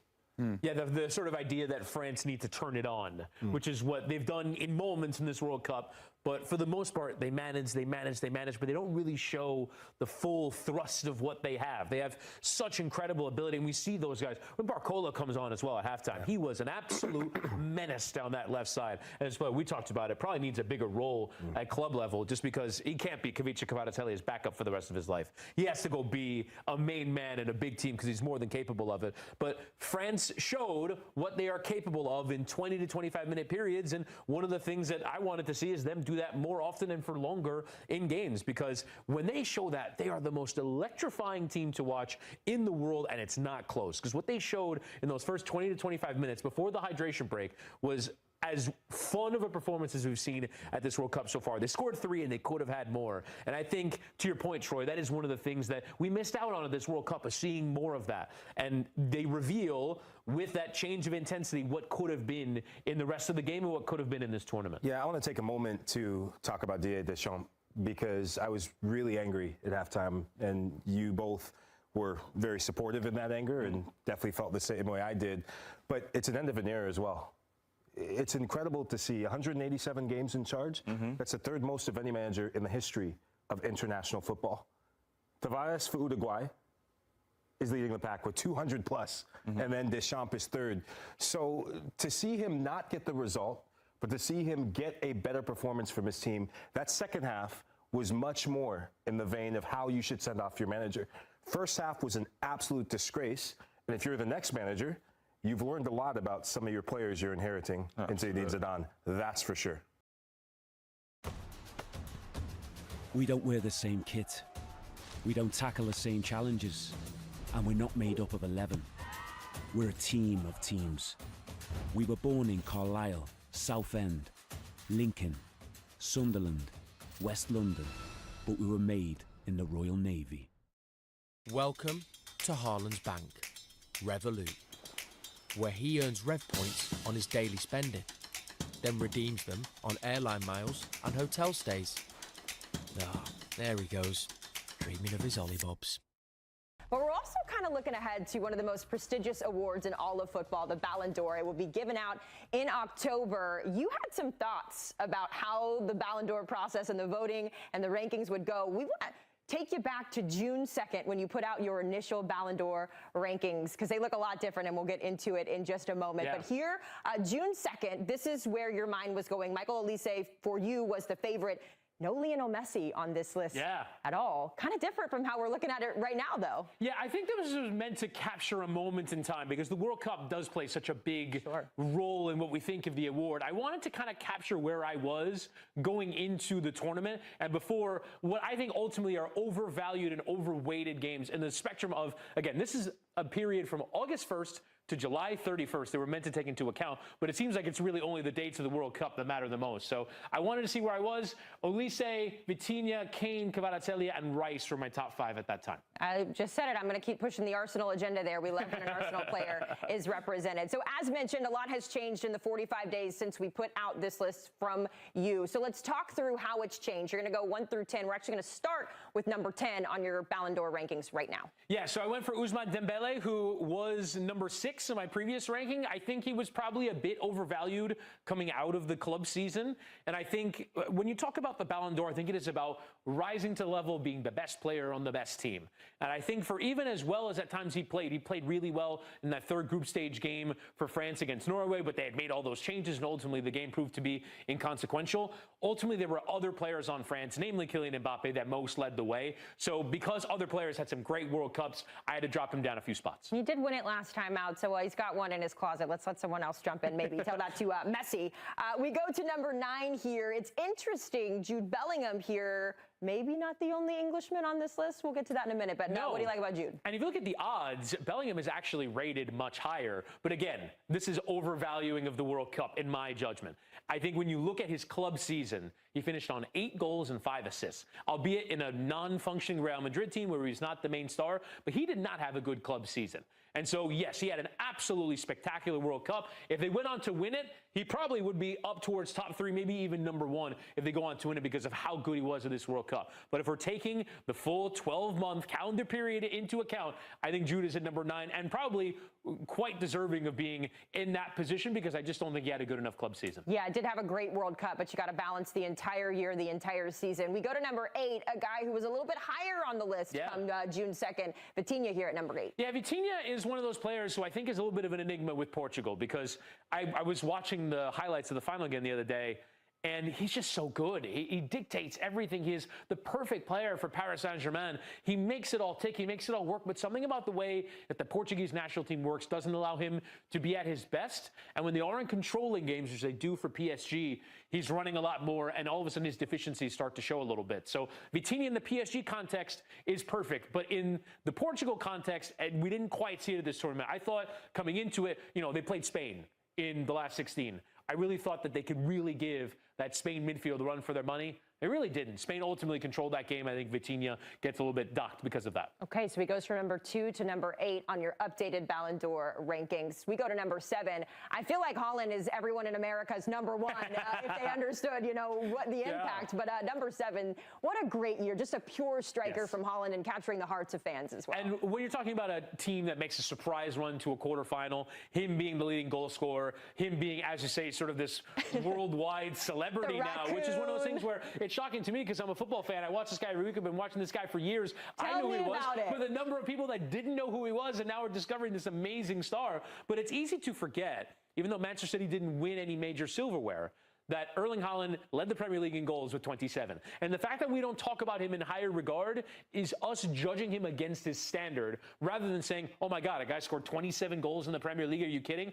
Never mind adding what he did in the World Cup. So he was off my ballot before because Manchester City didn't win anything, but because of the World Cup that he had, because the way that he put that nation on his shoulders that hadn't even been to the World Cup since '98, got them all the way to a quarterfinal, move them up to 7. Yeah, I wish he was not on the list as all as an Arsenal fan because he scores all those goals against us, but I digress. Number 7 on Witty's list here. At number 6, Michael Olise, the guy who was supposed to win it June 2nd, according to you, and now 6th. I love him. I really do love Michael Olise. He's a brilliant player, and it just goes to show, again, high standards. Leads the World Cup in assists, and yet I have him dropping down 5 spots. That's because ultimately, in the biggest game that we saw from them against Spain, but I think in the overall, in this tournament, we didn't see his best. We didn't see his best at this World Cup because, for whatever reason, fit, they had to bring him from the right into the inside. Then in that semifinal, they brought him back out to the right, and he just could never grow into that game. And I don't think ever really settled into a main man role for France. Good player, obviously led the team in assists, had some brilliant passes at this tournament, and I still absolutely love him as a player. But in terms of what he delivered, he under-delivered to me relative to expectations, and France under-delivered relative to expectations. So I dropped him down to 6. He will be playing in that 3rd place match. Up until this point, Chris, we have not seen a player, including the one that he scored with. So away we go again, and it is now all about the football. All the way through to the finish. No closer to knowing who will be crowned world champions in 2026. No changes made by Spanish Supremo Luis de la Fuente just yet. He will just want a few more chances created and 1 or 2 taken. Here might be one, but Yamal was stopped by the presence of Romero. Back over to the players then, after having half an hour break. And that's a risky pass. It's allowed to run across for Baena to set himself up to shoot. Oh, it's a good claim that by Emi Martinez. It just bounced up a little awkwardly before it reached his gloves. Yeah, you're right, Baena. He's got the space in front of him to attack. Sloppy again from Argentina. Gets his shot away, but again, you called it, the bounce in front of him might have just made it a little bit more difficult than it should have been. Kubasi's header. He's hoping the game picks up a bit in the next 45 minutes and more. Maybe just opens up a touch as well. Well, at half-time sure wouldn't have done any help with that, would it? No, a bit more energy needed there wouldn't have been bad. There's De Paul. And here's Montiel. Messi. Romero. Didn't see much of a Donna, did we?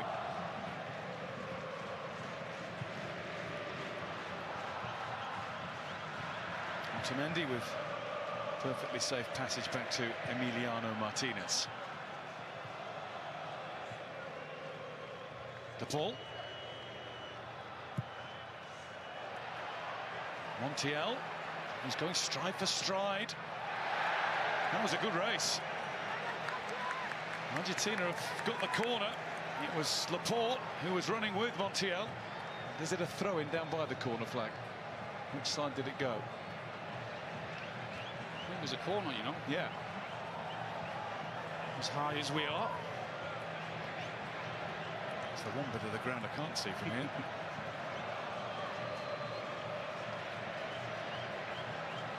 I feel as though we could see Chicago from our vantage point.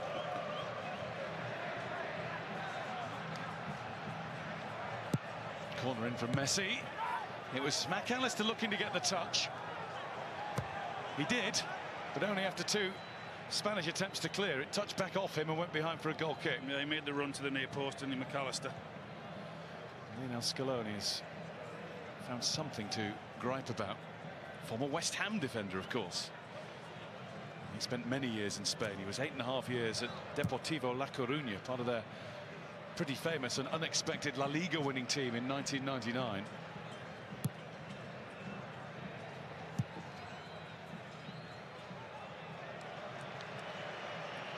It's a little wasteful from Simon all the way through to Martinez.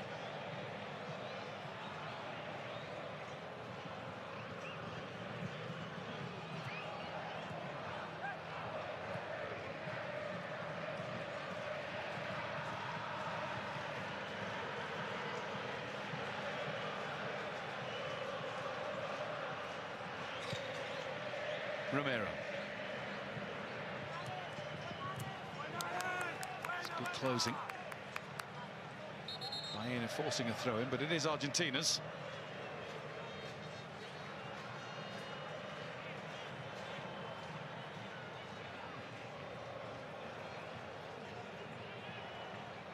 Thinking about 1 or 2 more changes already down on the touchline.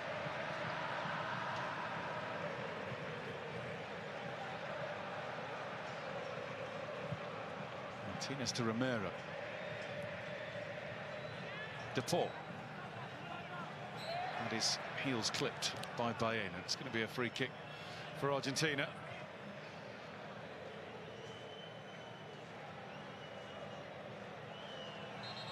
Bit of a scrappy start again, though, to the half, isn't it? Mind you, if we've had to sit around for half an hour, it's no surprise, is it?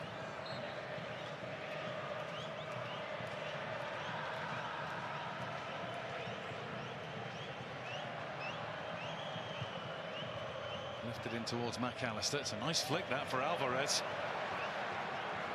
Alvarez has support from Tagliafico.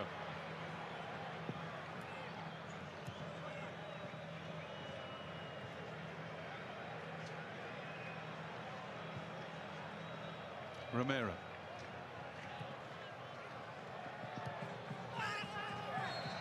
Late challenge. Alex Baena again, and on the totting up basis, he can't be far away. Let him off the hook there because the pass was out. It's going to be out for a throw-in. Nothing much in it.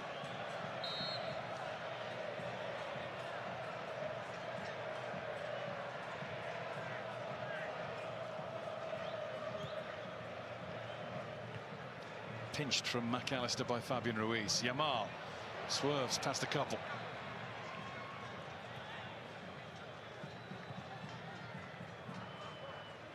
Laporte.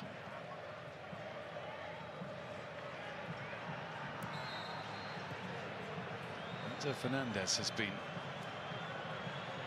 in the referee's ear there because something off the ball happened. Yeah, Paredes gave him an elbow into the back just to stop him running. And here we go. Here we go. This is the first proper one. Danny almost been shoved now by Paredes, who's got the yellow card. He started all this. Not been on the field very long at all. He did start all of it, Guy, you're right, because he's the one that shoved his elbow into the back, and that's why all this started. Well, it has calmed down now. There you go, just a little shove in there to Rodri, I think it is, isn't it? Yeah. Here's how the referee saw it. I mean, Rodri's gone down a little exaggeratedly, but definite foul, no need for it. Paredes was the player at the last World Cup. I don't know if you remember the really bad temper quarter-final with the Netherlands, and it was an almighty brawl in that one. He started that as well.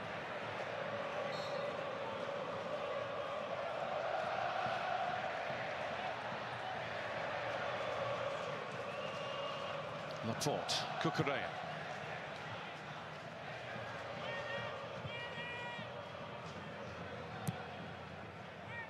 Argentina yellow card, assessor number 5, Leandro Paredes. Paredes, yellow card. Rodri.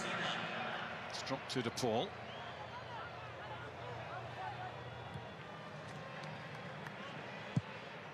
Martinez, not enough elevation. Rodri's there. Dani Olmo. Romero so quickly into him. It's a feature of what they're trying to do, Argentina. Exactly that Romero did. As soon as someone's on it, he's tight on him, giving him no space whatsoever. Dani Olmo. It does feel like spoiling tactics. It's all part of the game. Oh, it is. No team better at it. They've got themselves a free kick. This is the danger that Spain will face. They could get dragged into it all, and that was too robust from Pedro Porro. Look at that. It's Laporte having an exchange of views with Otamendi. Paredes went back in for a second bite. Right in front of the ref. And that's why he got the yellow card, not for the shove in the back of Rodri.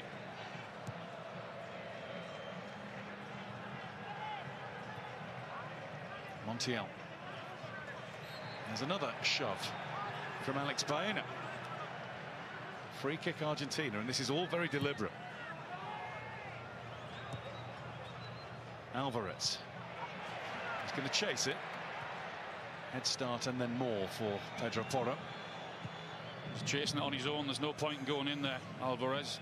Just going to knock it either side of them as he did. And again. Kubasi. Fabian Ruiz, that's a nice touch. And it's in for Oyarzabal now. Fabian Ruiz breaks forward. Oyarzabal's having a think. The return from Fabian Ruiz didn't have enough. And that's what happens, Guy, when you go on your own as a forward. No one backs you up. They're able to play through you. That's what Spain did. Rodri. Porro. Yamal. The poke through has only succeeded in finding Enzo Fernandez. De Paul. Cucurella comes into challenge. A little bit more snap and bite in Spain's attack here. Laporte. The game is there for somebody to take on and win. Well, just for a split second, we saw Spain and what they can do and what they want to do in terms of the passing and the movement and how quick they do it. Into the middle of the park and through it, the little one-touch passes. Just couldn't get their effort away at goal. But unless you go as a team, and a lot of the time Argentina have, you're going to get picked off. And they go 1-2s, then Spain are that good, they'll pass through you. Here's Danny Olmo. Pulling it back, Cucurella getting there. Montiel getting there first. It was a brilliant run. That run there and the pass, the way to pass is superb, and he's hoping that Cucurella is just going to run onto that. But brilliant defending from Montiel. He had to track back and cover there, otherwise Cucurella was in. Yet he's going to get his shot away. Well, we saw signs in the first half that Spain were going to try and grasp the metal. The signs didn't last long. Is there going to be a more sustained spell of Spanish pressure now? You know, to stop this, we've said it, as soon as the ball goes into that arch over there, the ball should be in play. And then it would stop the referee doing that all the time.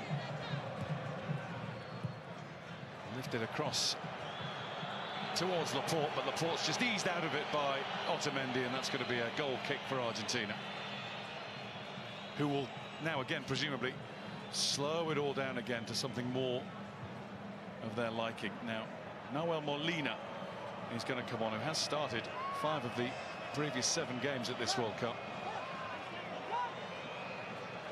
Is it going to be Montiel? It is. So right back for right back.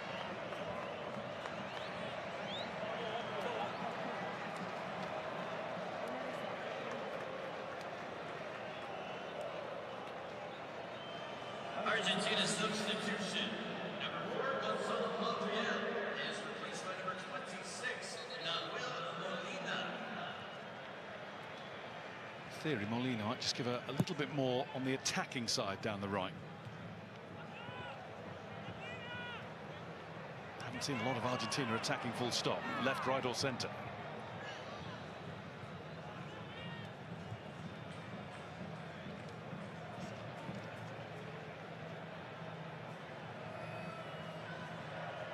Laporte. Cucurella. Oyarzabal.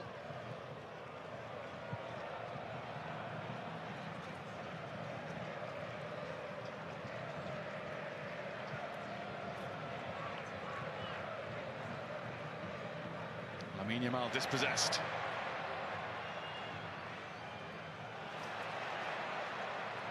Spain, as usual, did not hang around in winning it back.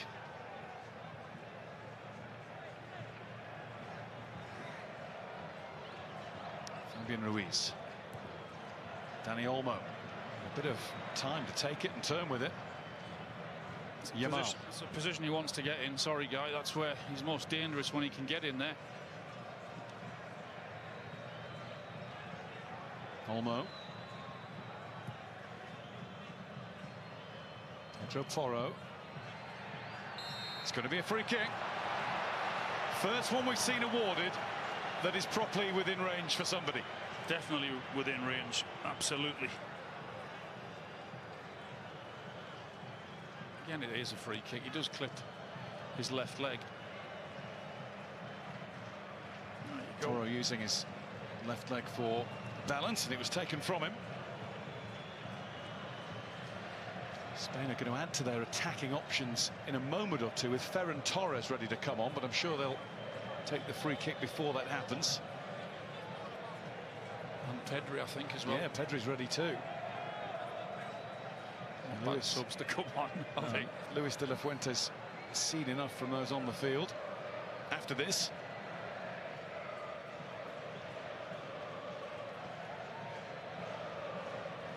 So often the way, isn't it, that sparks aren't flying, but the foam is. So often the way that somebody who's about to be taken off comes up with a moment of magic right now.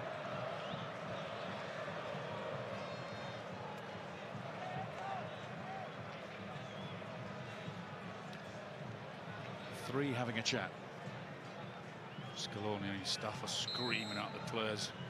Watch that far post. Emi Martinez, arguably the most confident goalkeeper in world football, will think that he's got everything covered. It's left for Lamine Yamal. He's got a strike and it didn't get far. But Spain haven't gone far away, and they haven't got a corner yet. It's scrambled away. When it does go out, it's Argentina's to throw back in.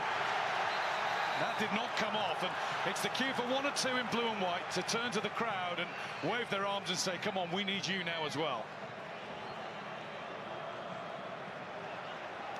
There they come. Yeah. Two Spain changes at once, so Mikel Oyarzabal will not be adding to the 5 goals that he's scored at this World Cup. Off he goes, and Fabian Ruiz makes way as well.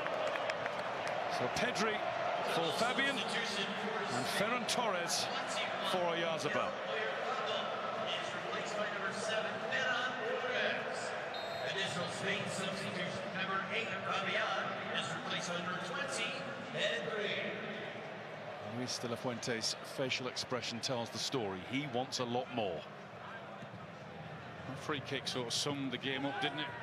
Bitty, scrappy, not enough quality as yet.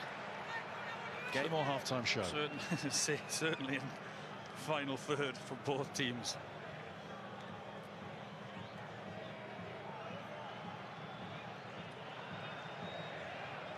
Not like last night's game, eh? No. A little bit more pressure on this one, just a bit.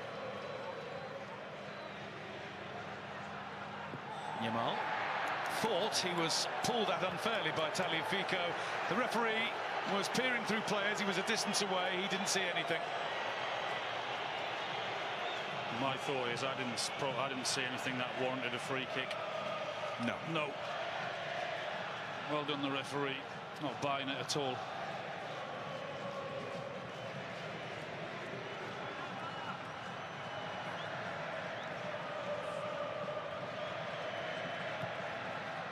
Martinez straight down the middle. Messi. Cut out impressively by Paredes. Rodri. Kubasi, that's a lovely ball. Pedro Porro. Over the head of Torres. Olmo. Pedri. Thought players were on who could pass before. Baena. Cucurella. Referee lets play go on. Goes on with Pedri and Dani Olmo. Dani Olmo, and it's spilled by Emi Martinez. He got behind it. That bit was done, but more to do because Spain have a corner. Well done, the referee. Was he allowed to play on because there was a foul in there which enabled Dani Olmo to get the shot off, and once again it just bounces in front of Martinez. Can't keep hold of it, and they've got the corner.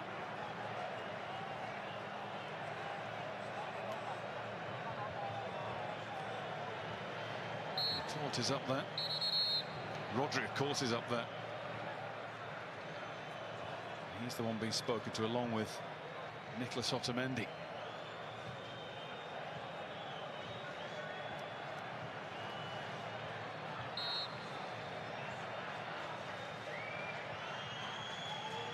Yamal goes low with a driller.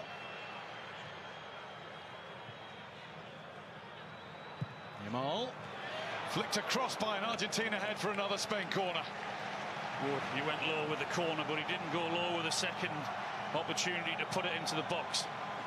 Much more of a dangerous cross, that one in. So one from the other side. Over it comes. Martinez flapped at it. Dani Olmo tries to keep the attack moving, and Romero will ensure that it doesn't come to a great deal.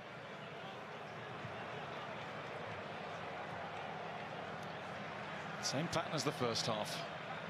Spain well on top, but just lacking the X factor. Yeah, they can't create that really good opportunity, despite a lot of the ball and the possession. and more movement off the ball, not being able to really tear open that Argentina defence on too many occasions, if any. First onto that is Pedri. Cucurella. Baena. Little shuffle away from Molina. And Emi Martinez got the call from Tagliafico to leave it alone, so he did, and then Tagliafico gifted Spain a corner. Yeah, I didn't know whether he was going to come or not, Martinez. He chose not to and leave it. Tagliafico could have as well. A little exchange of views between the teammates before Yamal gets ready to put another one in. They do look a bigger team, Spain, than Argentina. Laporte's free just for the moment. He's not now. Another one near post. McAllister easily able to get rid. Yamal. There was a bit of a gap. Did he keep it in? He did! But there's no way past Martinez. Ferran Torres' header pops easily into the grasp of Argentina's keeper. Well, very much like we saw a minute or two ago. He couldn't get the corner in, but then he gets the ball back in. Then does get the second ball back in into Ferran Torres. He gets his header away, but it's straight at the keeper.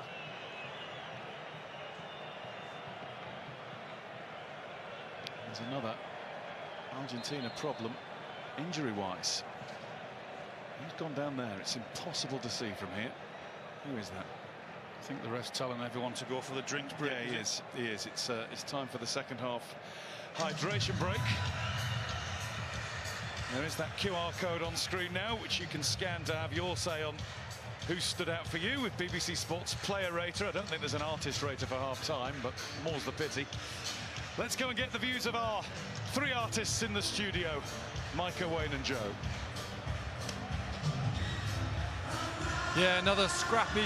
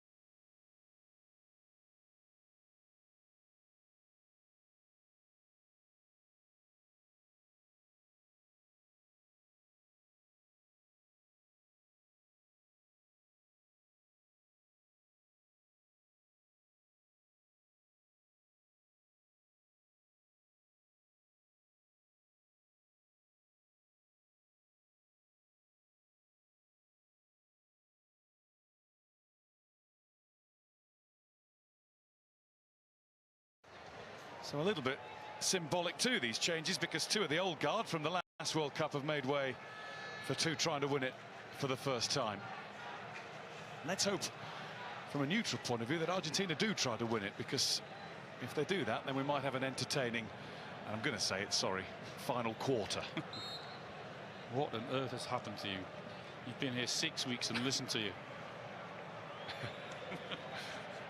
Yeah, you don't want to know what's happened to it. Well, you do know. I can see it. Half the man I used to be. Rather large portions in America, isn't it? Yeah, they don't stay in. Here's Alvarez. Still 0-0 in the World Cup final. Spain have tried all sorts of ways to get through this belligerent Argentina collection of players, because they are units, all of them. They all love a scrap. They all like to get involved and have each other's backs. But they need something special, and we haven't seen anything special from anybody on the field yet. Yeah, and he's given them as much encouragement as he can from the touchlines.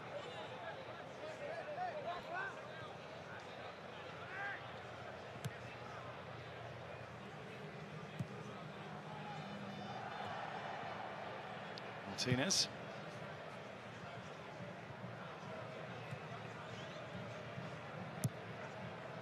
Into the feet of Alvarez.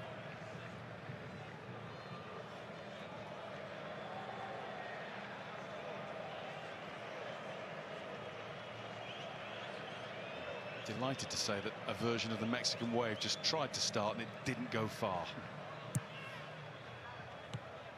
Simeone. Dispossessed. Argentina quickly get it back. That came off Rodri. Didn't know where it was landing. It landed on his left foot. There's McAllister, and there's a chance to free up a run down the left-hand side. Tagliafico had 2 looks. Decided nothing was on. And even from an Argentina point of view, they'll hope that at least they can get into the final third. They might even get a free kick, you know, which is 20 or 25 yards away, which might just give him the opportunity to have a shot. Here's Messi. Simeone.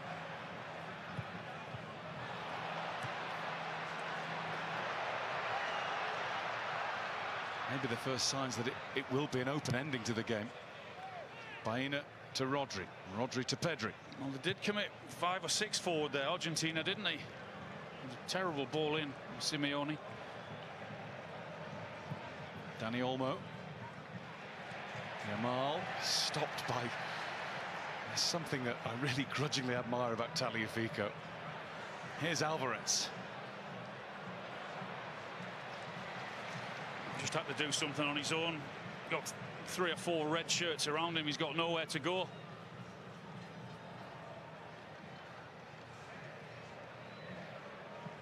Pedri.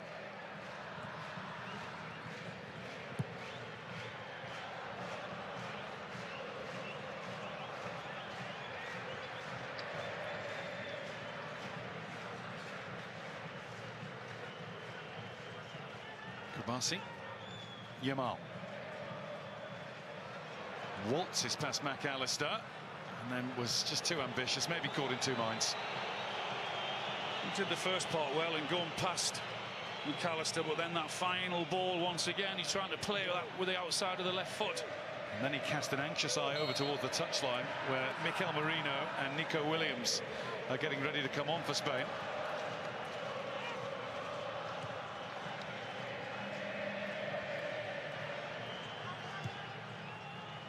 Otamendi. Martinez, not what he wanted to do. Baena. Has to go for it again. Spain throw-in. And we are going to have those next 2 changes. Dani Olmo sees his number up on the board. The 10's going off. Not really got into the game. I think first 5 minutes we saw plenty of him. And Alex Baena as well, who's tried his best down the left with little reward.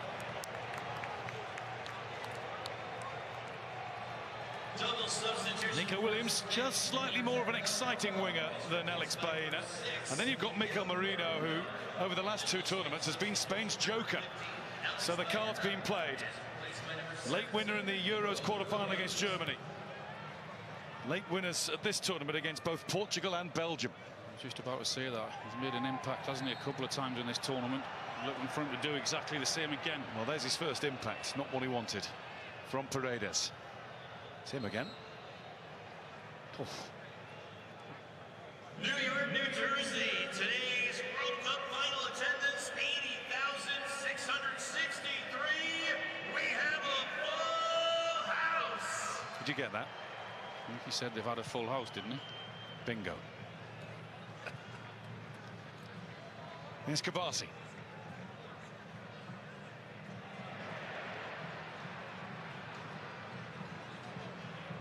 Marino.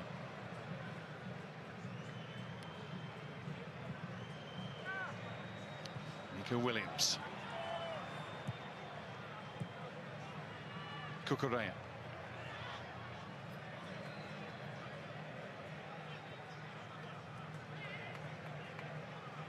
Rodri. Pedri ignored the push to get his shot away. And it's the latest of many shots that have been straight at Emi Martinez. Yeah, I think it was Alvarez that gave him the little shove in the back. Spain win it back. Rodri. Yamal. Ferran Torres. Yamal, it's a lovely swerve again. Pulled back, but it doesn't reach Torres. It's Facundo Medina who stops that ball. Well, you're thinking, who's going to produce that piece of magic? Whether that's a pass or a shot. Maybe now. It was Kabasi, and Martinez didn't hold it.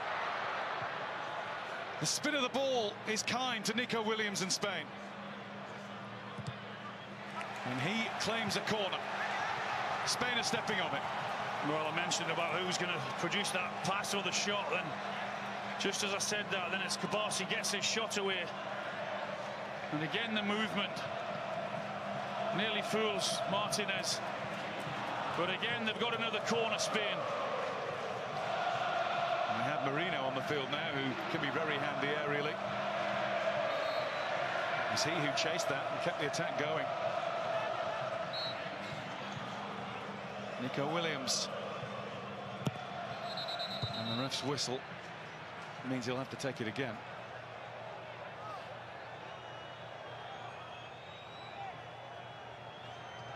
See, this is what I mean about referees. They're the biggest time wasters of the lot.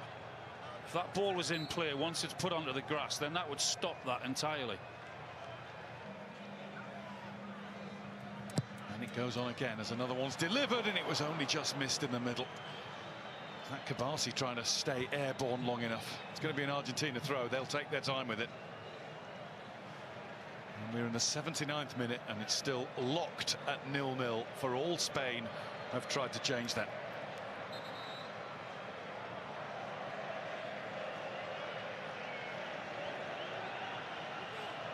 Tagliafico's going to take the throw. Madonna walked more quickly than that onto the edge of the pitch.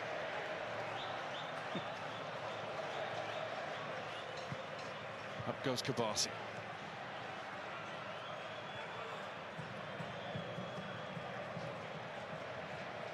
Laporte to Cucurella.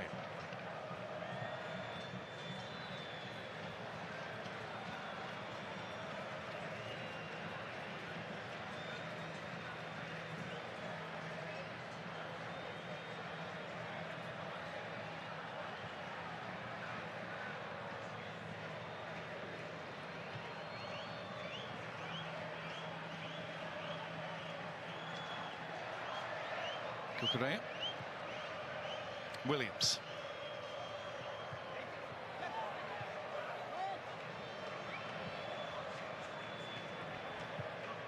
It's Porro. He's got it back. Lamine Yamal.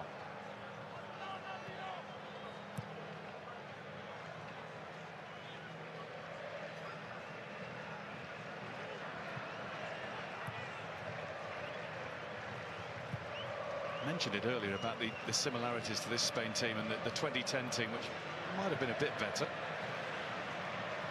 There's Pedro Porro, and he wins another Spain corner. Yeah, it's a good run from Porro in the hope that he gets that ball delivered down the right-hand side, and he did. Just thinking of the similarities between that final and this one, when the Netherlands didn't come to play, they tried to break it up and slow it down, and Spain ultimately got their reward. Are we on for some sort of repeat? Well, that's what they're hoping. But you know what Argentina are hoping for.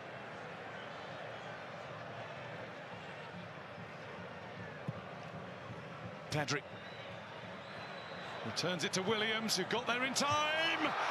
And Martinez makes the save. Laporte's header lagged the power. Two defenders in front of him, that's why, I think. All the way through to Unai Simon, and Simeone left a little bit on there. Cucurella went down. The referee's having a word and no more than that, but he did see fit to call it a foul. Did that once or twice on Wednesday as well. Cucurella made a play for it. There's that ball in there. There's just the two defenders there, isn't there? Medina. You just can't get enough on it, Laporte.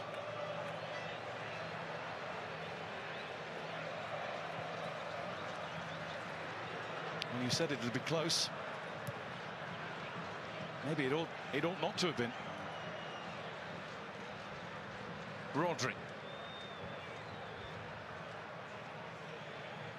Still think if Spain are going to open them up, it'll come from a wide area. The runners off the ball and going deep. Williams one side now and Yamal the other. Cucurella has to go back to Aymeric Laporte. Pedri. Does he have the key to unlock Argentina? It's bounced awkwardly away from Marino. No free kick there. And there's going to be a yellow card for the show of dissent. Enzo Fernandez thought he was going to get something. Well, he has a booking. It was reaction after the incident more than the foul itself. He just gets up and goes straight to the referee there. It was for that. Enzo Fernandez, yellow card, Argentina.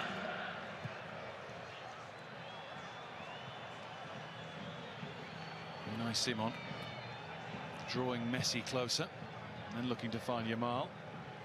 He's only going to find his opposite number, Martinez.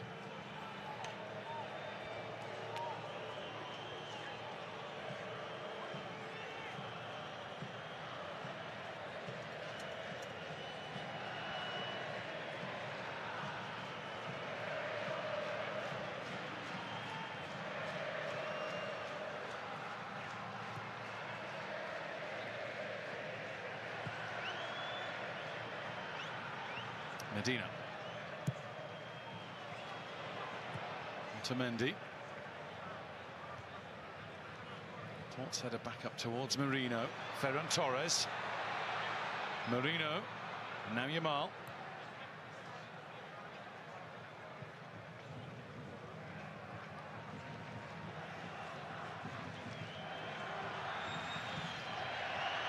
Cucurella. Down goes Williams. The referee immediately waved his arms and said no, nothing there either. Messi. Too much of a chase for Molina. It's nicely shielded by Marino. He wins the free kick. And he tried to play it against the just booked Fernandez. Yeah, he protected the ball well, didn't he? But he knew what he's doing again, drawing the foul in.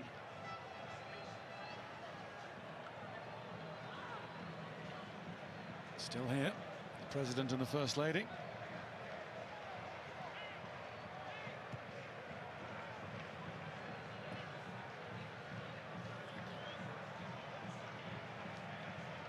Yamal. Ferran Torres. Of course, he has to be here. He's got to do the presentation at the end, but we don't know who to. Good run that was of Torres. Just trying to break the line, get him behind. It was two totally different styles of play, but we were hoping for a much better game, weren't we? If this was one to sell the game to the President, I don't think he'll be particularly enamoured.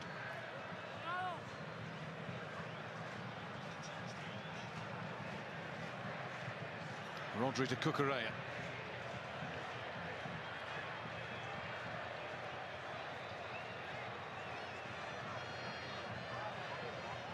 Laporte. Argentina have not managed one shot on Unai Simon's goal. You know how these things so often work. They'll have one and they'll score with it. That's what they're hoping. That's what they're doing. They're hanging on in the hope that they can get that, as I said, that free kick, or Spain make a mistake or whatever. That's what they're playing for. Williams just gets half a yard and then turned back again. There was an opportunity to deliver.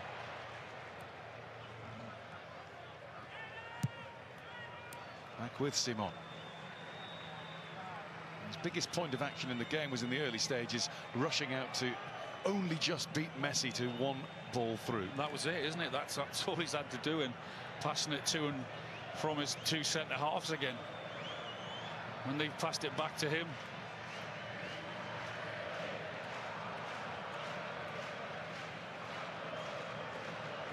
Merino. Rodri, a little bit of room now. Yamal, faced as ever by Tagliafico. Back to Rodri. Up towards Ferran Torres. Instinctive turn and hit. Never had the sight or the control. No. Now the balance. Just trying to turn and swivel and hit it there. Again, it's a good run. But he just can't turn his body enough. Wrap his foot around it. Where's David Platt when you need him?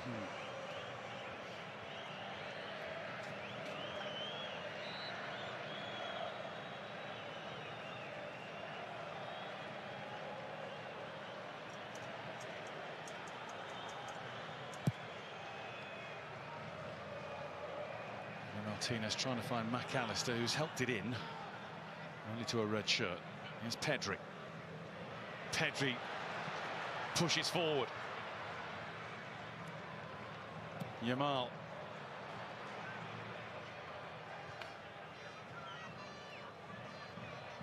Laporte.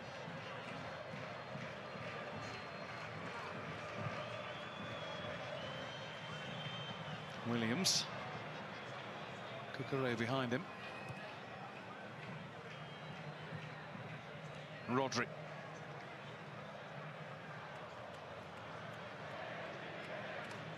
For all we might be disappointed with some of the Argentine approach, you have to marvel at their work rate and organisation. Oh, it's been superb, yeah. And it is incredibly hard what they're doing, physically and mentally, to keep going and running and tracking runners. Kubasi. No way to Ferran Torres. No way out for Argentina. Lamine Yamal now trying to get some sort of sight of the goal. Has to go this way, and that defined one. Finds Rodri. Williams. Easily picked off.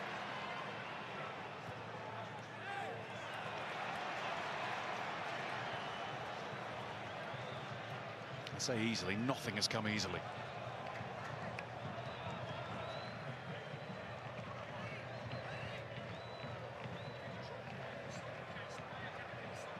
Laporte. Kubasi, Rodri's on his way. Rodri's going to unleash. If anything, he did it with far too much. Merino wanted the pass into him rather than Rodri having the shot. Just look to his right-hand side. There's Merino there. He wanted it. Frustration again, yeah. We've seen him do it in sky blue plenty.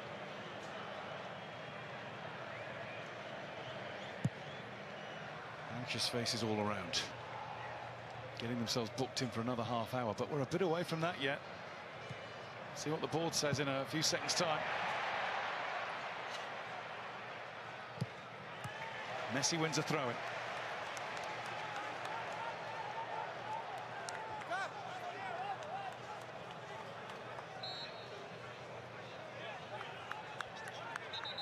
Decent players there, I tell you. Oh, Iniesta, Xavi, Carlos Puyol, Iker Casillas, all part of the class of 2010.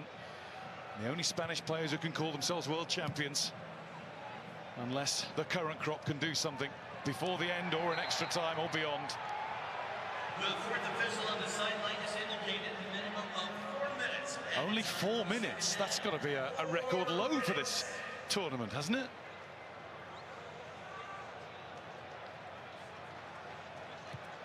And 3 minutes of that was the hydration break. Got plenty of subs as well, haven't we?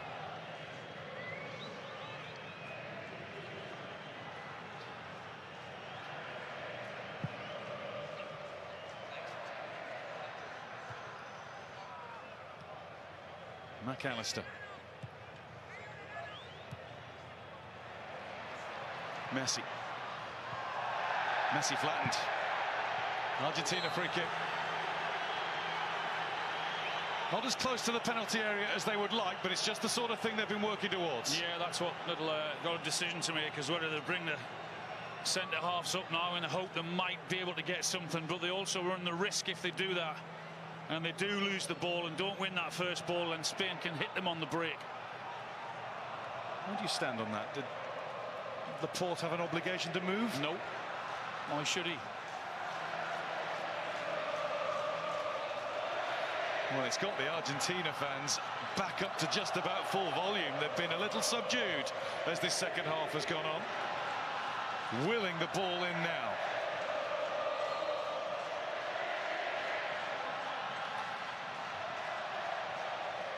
Messi's been terribly subdued all the way through the game, and he resists the temptation to put it into the box, even though those defenders had gone forward. Working it differently. Fernandez, Messi can't get through.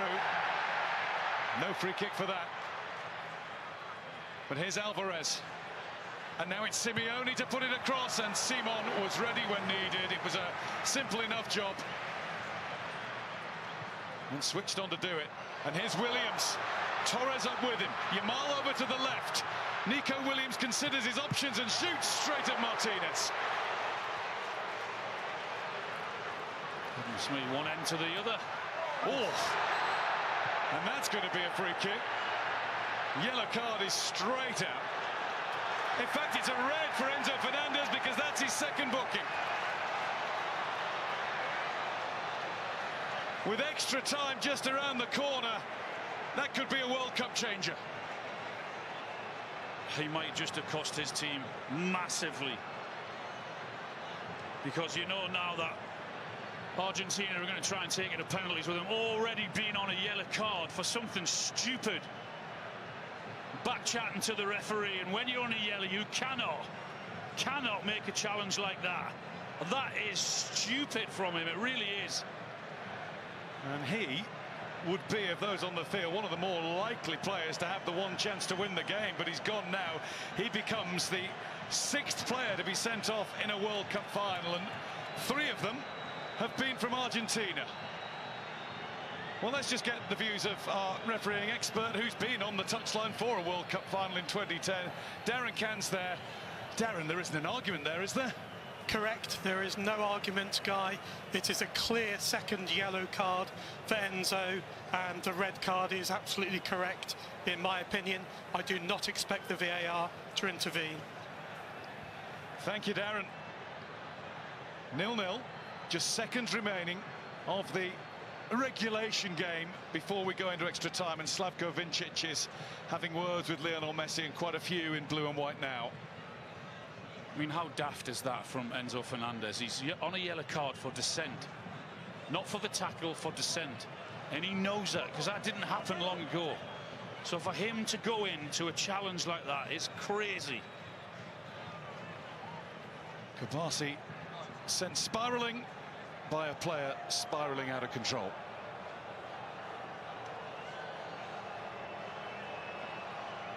He can protest as much as he wants, but it's the right decision.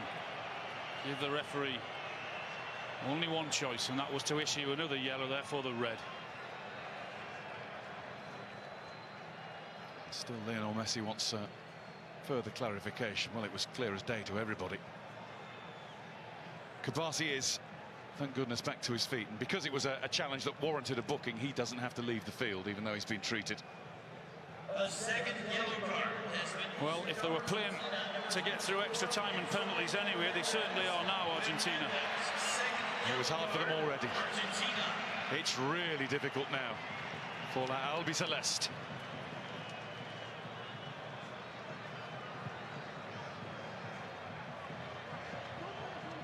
Laporte. Added time onto added time now. Do Spain push for that one chance, or do they think in half an hour we should be able to manage with an extra player? And that's what they'll think. A belief that a space will open up somewhere. Well, there's Yamal. No space for him. Cucurella. That's going to be another free kick. That was a hack. Ferran Torres brought crashing down. Free kick Spain. What a position for it. What a moment. It could even be the last kick of the World Cup final, and it was Paredes who was responsible for that one. Good touch though, wasn't it? Good touch. That little touch there that just takes it away from Paredes, that gets the free kick, and as you say, a really, really inviting position to get the shot away. Pedro Porro is the player who's teeing the ball up. Lamine Yamal is the teammate in close attendance. And Martinez in the Argentina goal will build his defences.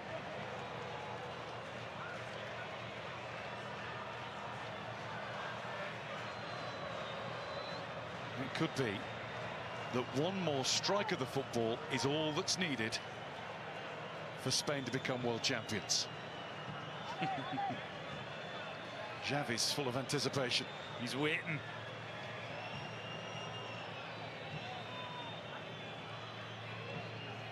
Once he was the boy wonder of Barcelona. Lamine Yamal wears that crown now.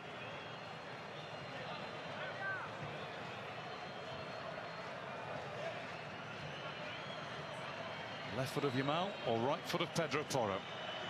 Martinez has to think about the lot. There won't be much of a way through.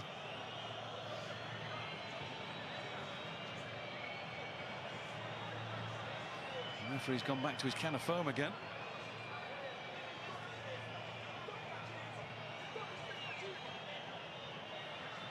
Martinez is poised in goal. Oh, this is just adding to the tension. It's going to be Yamal! And Martinez had positioned himself expertly. That's what he does. Yeah, he did very, very well. He whips it back to the keeper's side rather than going over the wall. Corner taken short and fast. Williams across. And that's a good tackle. Kabasi was beaten to it, and it is the last action of the 90 minutes and a little bit more. Spain are pushing. Argentina are down to 10 men, but still, they will not give in. Extra time on the way. Spain 0, Argentina 0. Well, Spain have dominated this game in terms of possession. They've had the chances, but here we are going into extra time. Argentina down to 10 men, and on the dying moments of full time, Lamine Yamal with an excellent free kick, a huge smile on Micah's face. Martinez getting his hands to it, which Joe Hart wants to come in, of is, course.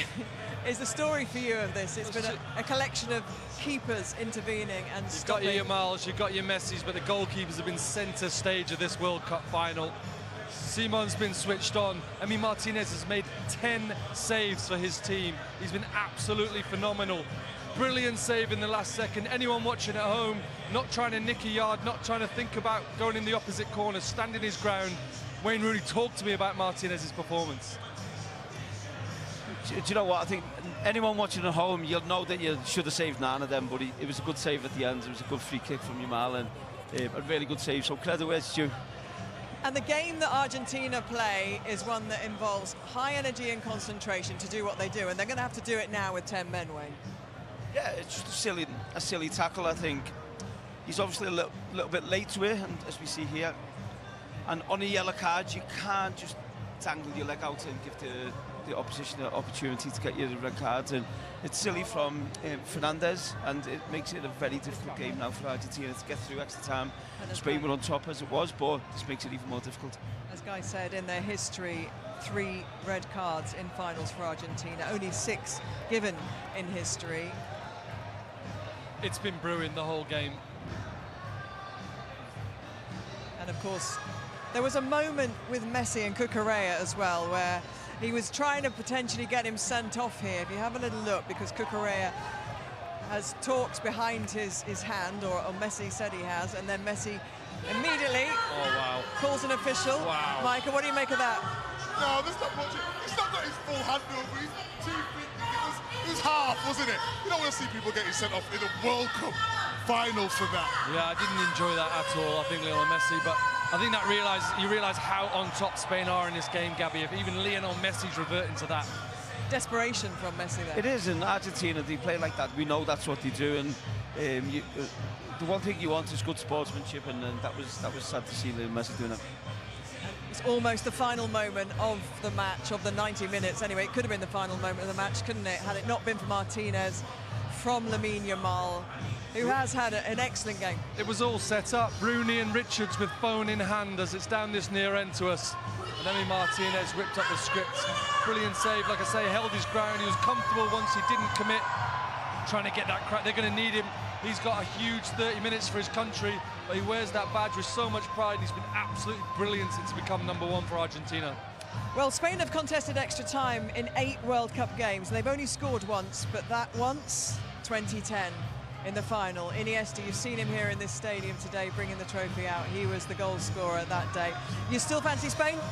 Yeah, I think it was 50-50 before the game, but in terms of the way it's panned out now, with a sending off with Fernandez, it's going to make it extremely difficult. Spain keep the ball already well, so to do it with an extra man. But while Argentina have not conceded, they're still in the game. They might get that moment. That man on your picture there, Messi, is quite capable of something special.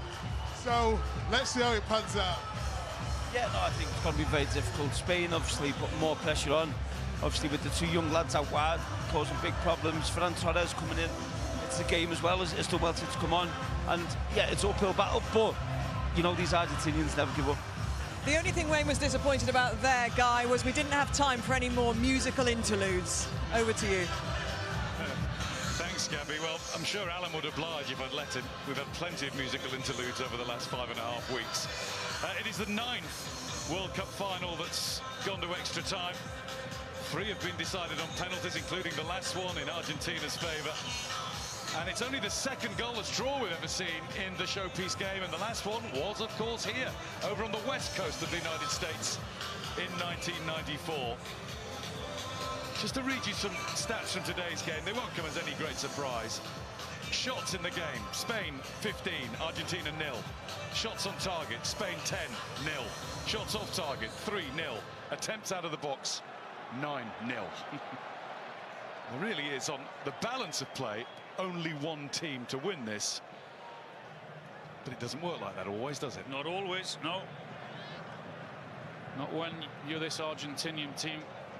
When you've got the fight that they have to show all of that and more to get through the next 30 minutes, though. And they've been taken to extra time in a record 14 World Cup games now over the years. They've ended up victorious in 11 of the previous 13. It really does sum up the Argentinian attitude. They will not give in. Spain have to keep plugging away. Here's Cucurella. Williams again, getting it back on the left and bringing in Laporte. Kubasi, who's had 1 shot from distance. Yamal.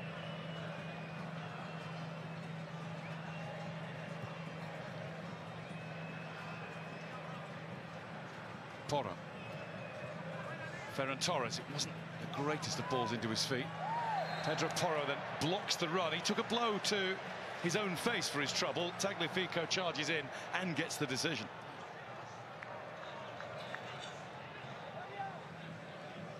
And it was just a bit. When I say charges in, I meant it.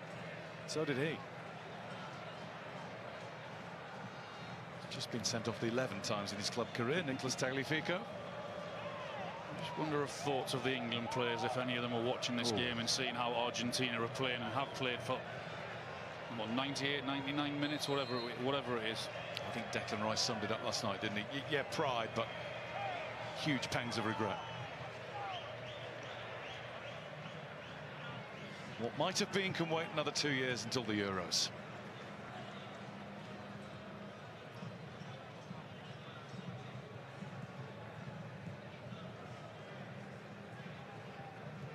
Laporte to Cucurella.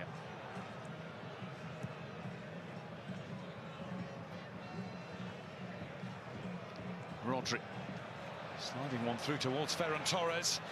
Torres is wide, but he does have help.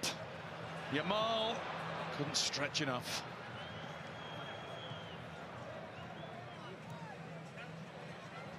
Kept in by Alvarez. Yamal is in to get possession back. That's a good ball from Pedri. Williams not enough, if anything, on it. And Martinez parries away. McAllister draws the foul. Oh yeah, the ball with the left foot from Pedri. And Williams is running in. The little clip there with the left foot, as I said. He just gets it all wrong, doesn't he? I don't think he expects it at all. Just wonder if there's a slight deflection off an Argentina player on his way through. Seemed to move.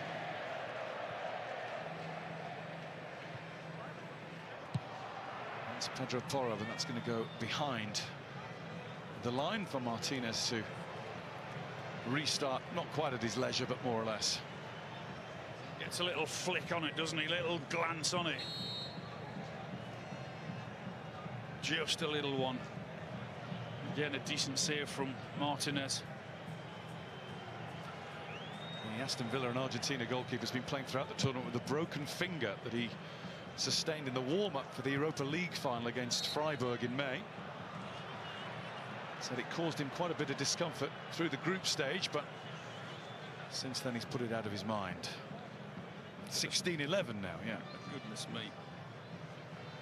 Those attempts keep on racking up with no reward. There is only one statistic that matters. Absolutely, yes. Spain have got to move the ball a little bit quicker to get through the stubbornness of Argentina, to get through the organisation. It's Marino beaten to it by Medina.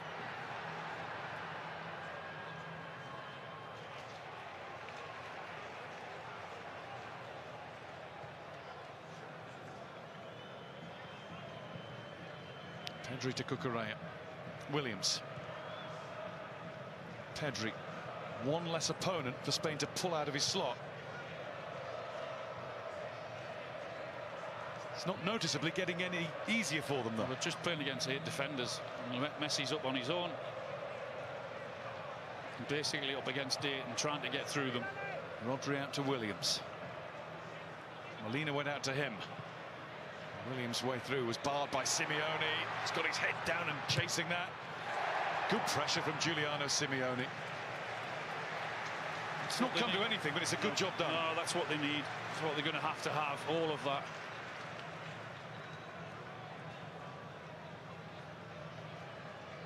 Now they're back into the shape again, same shape. 2 banks of 4. Pedro Porro. Marino's going into the box. It does come to Marino! And now Williams! And the ref's gone to his whistle and ruled the goal out. Nico Williams is the last to realise.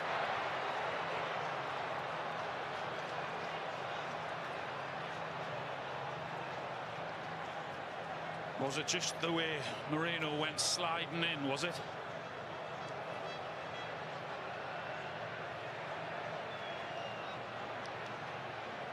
Well, he wants clarification.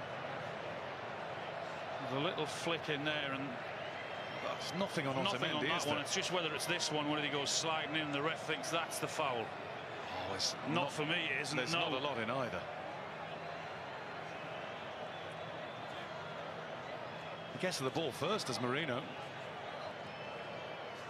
And Williams is there to put it in. Martinez got something on it.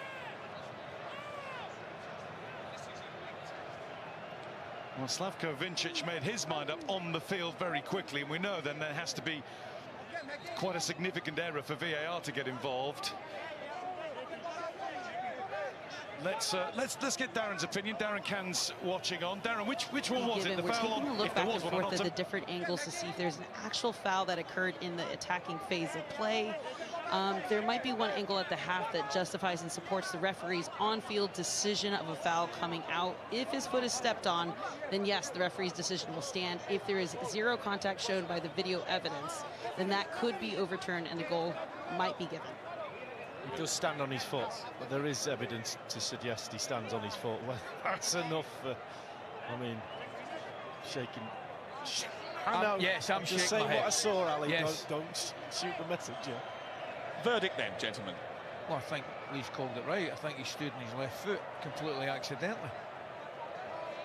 But not enough to overturn the goal? Well, I don't think they'll give a goal. No. But I'd be giving a goal. Well, unfortunately, I think the Spanish fans who are waiting nervously, hoping that VAR comes to their rescues, are going to be disappointed. The reverse angle suggesting that there was a step by Marino onto the foot of the defender, and that means that the goal will be ruled out for the foul that was called by the referee. And the benches aren't happy, and there is going to be a couple of changes here, I think, for Spain. And is it going to be a change of goalkeeper? Surely not. It looks like he's going to take the free kick now, but there's certainly a... Well, he's out, isn't he? He's standing on the touchline, Geronimo Rulli of Marseille. In his full kit. He's been told to sit back down now. Zubamendi's coming on. Eric Garcia coming on too. It's Emerick Laporte who came off. And Rodri has come off as well, which is a surprise change. I think we saw towards the end of that 90 minutes, though, Ali was starting to tire. Yeah, I think he was. And I said that they wouldn't have anything to do with, I wouldn't imagine, defensively for the foreseeable future. So, pretty comfortable in the changes they've made. Williams guiding it back to Pedri. Of course, Zubamendi came off the bench during the Euro 2024 final at half-time. Every touch of an Argentine boot now cheered.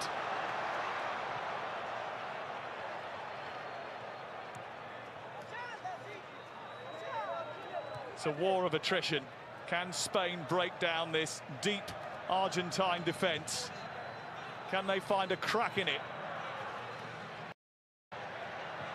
Pedri towards Marino.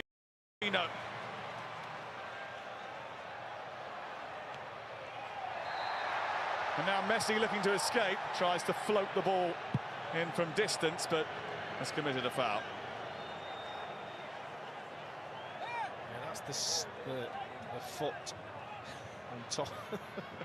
You just see it. Can you see it there? There it is. Yeah. Okay. When he stands on, I mean, makes the most of it. Oh, you would do. You would do. You're down say. to 10 men. Yeah. Yeah. I don't think there's any doubt he catches. I'm maybe softening on the free kick a wee bit. Cucurella out to Williams, who thought he'd stolen the lead. Zubamendi to Pedri. Pedro Porro. A lovely bending cross, and Williams was getting towards it, but it's flicked away by Molina. Getting too deep. Yeah. Argentinians, those balls that come in towards the goal, they've got to hold a line. You've got to be brave. You drop in there. Danger. Pedri. This is Pau Kubasi. He's had one effort from distance. Out it goes again. Lamine Yamal. Pedro Porro. Kubasi to Lamine Yamal. I mean, it's absolutely nowhere near the goal. And unfortunately for Spain, they haven't really got near enough to it throughout the course of the evening, and when they have, Emi Martinez has made saves, but most of them have been, as you've already mentioned, routine. On comes the new Tottenham centre-back, Senesi, now. to add to the defensive battalion. But who goes off? Julian Alvarez. You've got to think about penalty takers as well.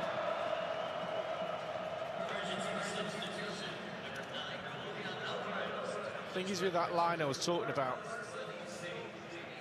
Sam, is if you get midfield players dropping into that back four, they're the ones who get a little bit scared when the ball's coming in. They drop back to the keeper and play everyone on side.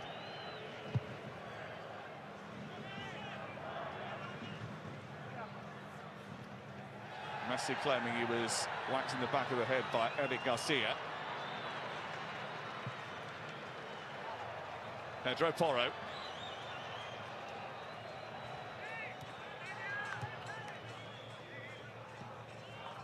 Let's have a look at that shot that you can see there. How many Argentinian players can you see? Everyone on the park for one. Williams in towards Marino. So often that ends up in the back of the net. That's what I'm on about, Sam. Watch how deep they are here. Watch where the header comes in. You've got to hold a line. You've got to just hold your line now. As soon as he gets ready to cross, hold your line. They run offside. But you don't. If you run in there with your keeper's got no chance, you've got no chance. Inches away.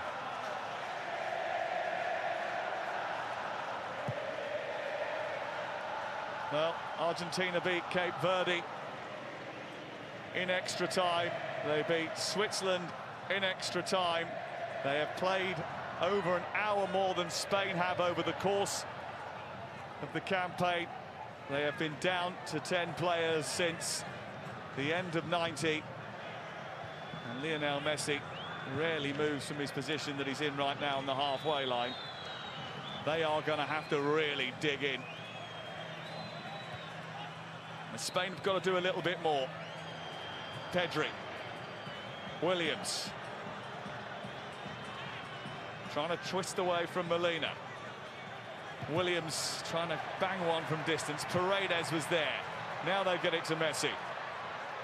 And a chance to get the better of Kubasi. Flicks it out towards Simeone. And Cucurella just leans into him. The referee is having none of the protests that are coming his way from the Argentines. And the ball's now been switched to Yamal. Couldn't keep it in. Couldn't keep it under control. And it's all gone off on the touchline. Scaloni has gone sprinting down the touchline. Yellow card for him. Backroom staff spilling onto the pitch.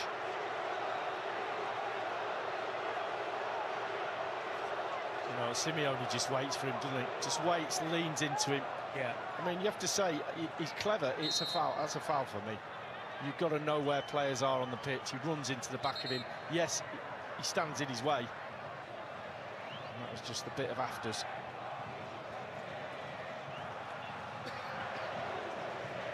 All the dark arts are coming out now, Ali. He's actually played him well up until this point. He really has.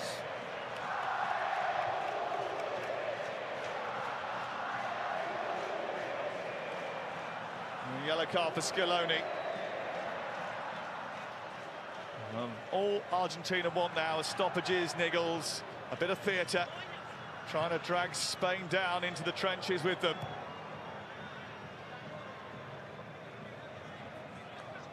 It's certainly not pretty, but it is working in Argentina's favour at the moment. 3 minutes of added time at the end of the first half of extra time. And you have to give credit to the Argentinians for the way that they work.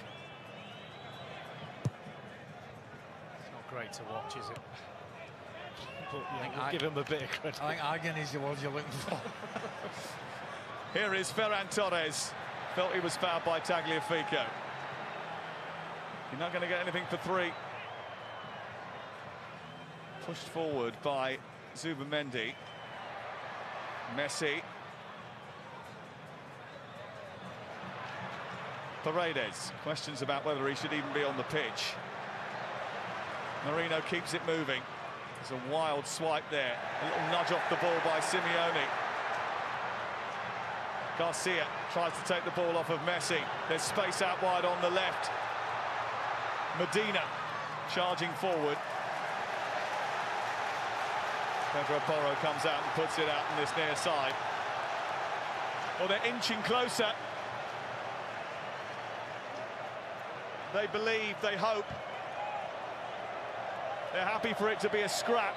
A scrap suits them just fine.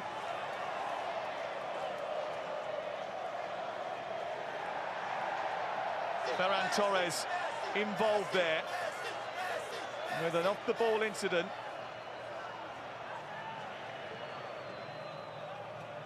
Tagliafico slowly getting back to his feet. All those pushes when they just, here you go, just leans. I mean, what's going on? Ali, what's going on? I've got no idea. Oh, come on.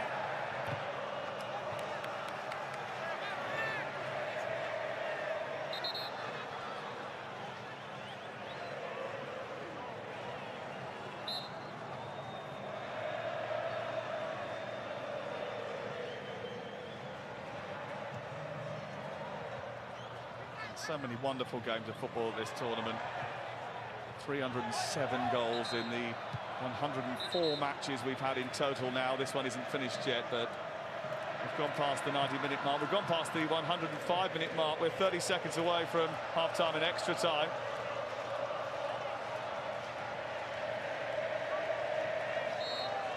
This has not been characteristic of the rest of the tournament. It just kept us on the edge of our seats for most of the last 39 days.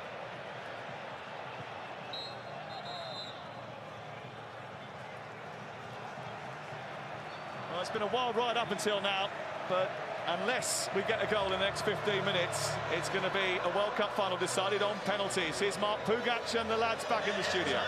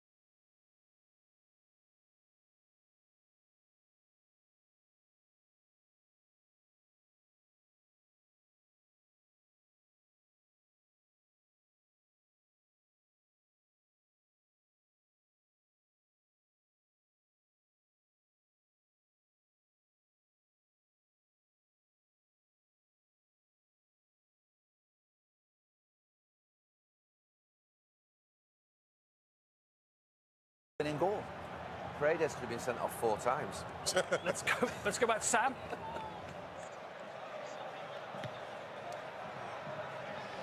Problems doing the rounds for some of the Argentine players. You can see Simeone feeling something at the back of his left calf, I think, and Tagliafico was down during the break for half-time. He's got into a back three with Senesi and Otamendi now. Left fullback over on the far side is Medina, right fullback Molina. Cross in from Pedro Porro. Williams trying to get free, might come back, he's smashed into the net. Ferran Torres with the perfect start to the second half of extra time. The team that have won the Nations League, the team that have won the European Championship, are now in a brilliant position to scoop the biggest prize of the lot. Ferran Torres for Spain in extra time before Argentina have even managed to get into their stride.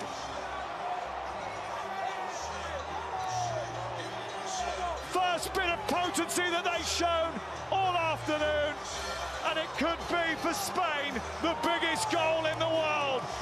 Spain 1, Argentina 0. Well, 39 seconds after the kick-off, they'll be kicking themselves. They've kicked everybody else in this game, but they'll be kicking themselves. Concentration, 5 at the back. We've seen it with England, sometimes puts you in a false sense of security. Williams at the back post does brilliantly well just to keep it in play. Eye on the ball, left foot laces through it, and you have to say it's what the Spanish deserve. They deserve to be in the lead. The anti-football that Argentina have played, it's cost them. And the beauty of it is, it's probably the most un-Spanish goal that you'll see in a long time. Ball to the back post, header back from Williams, who does well against the full-back. You've got to mention the finish. The finish isn't with the instep, where he can lose control of it. It's more side foot, front of the foot, into the roof of the net. It is an absolutely beautiful finish that is a lot harder than it looks. Well, they call him the Shark, but he's had a frustrating World Cup up until now. 7 games, 7 appearances, 6 of them from the bench. But if you're going to wait right to the very end to score a goal, do it like that. Well, what you've got to do now is not give away free kicks. They've just given one away. The Spanish, you can see that's the only way that Argentina can score is magic from Messi. He's hardly had a touch or a set piece. Remember, Argentina down to 10 players. Yet to have a shot in the entire game. It was with attempt number 20 that Spain have made the breakthrough. They won it in extra time against the Netherlands in 2010 in Johannesburg. That was by a solitary goal to 0. Is history about to repeat itself? Isn't it amazing, all the beautiful football that they play and they do? They try to pass through you, down the side of you. It's just a diagonal ball to the back post, head back, and a great finish. Williams deserve credit for keeping it in and getting it back into the central area. And as Ali said, the finish from Ferran Torres. Molina at right back, jumping with Williams, needs to have a look at himself. Got to be concentrated. You know the ball's coming in the box. Just make sure your winger doesn't get a decent header on it. Otamendi hits it against Ferran Torres. Trying to raise the Spanish volume levels. It's a bit difficult up against the sheer number of Argentines that are dotted around the New York, New Jersey stadium.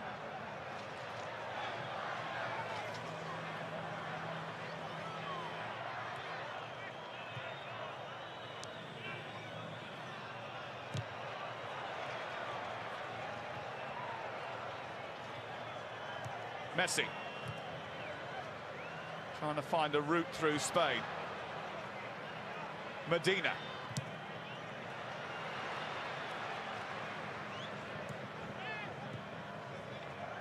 The thing is about Argentina, even in this most precarious of positions, you probably should never write them off.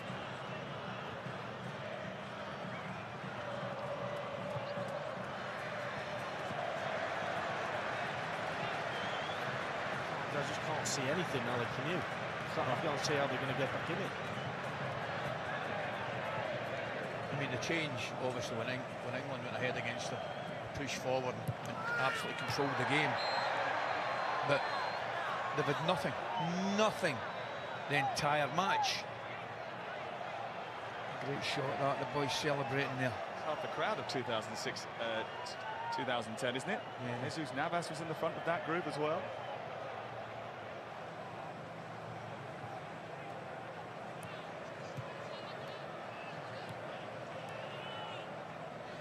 Lewandowski was celebrating in the back row as well. I'm not saying that the neutrals are against Argentina, but it has sort of felt like that in the build-up to it.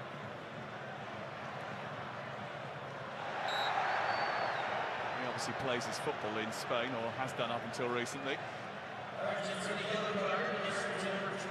This is McAllister, who's been inviting that for a little while, now has the yellow card.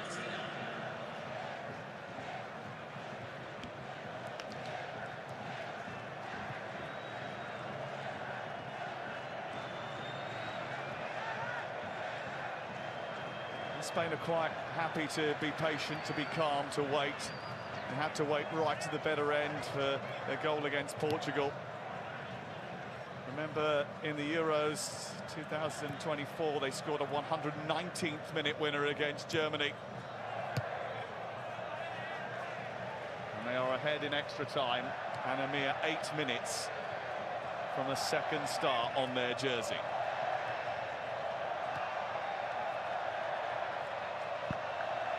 What a run that was from Torres again, in the middle of the goal. He was through. He ran up the channel. Otamendi, blindside. Should have been given the ball.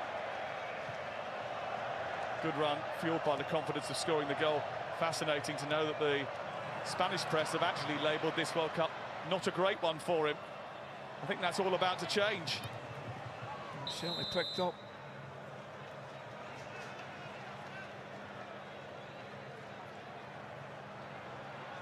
Disappointing performance from Argentina. I wonder just how much their grueling last few matches have taken out of them coming into this. It wasn't helped by the fact that they had a player sent off just on the stroke of full time as well.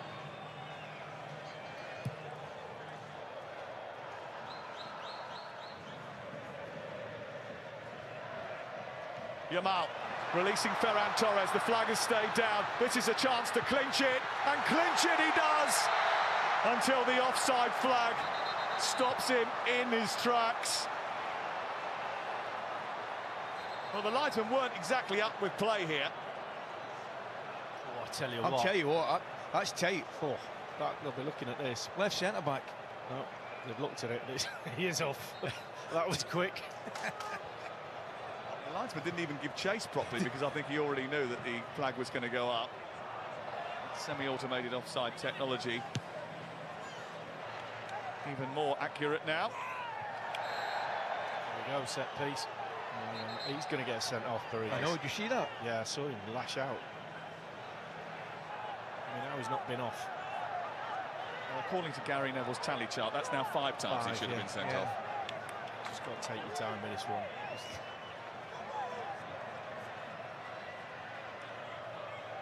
This is their only chance, you expect. Set piece. Not one like that.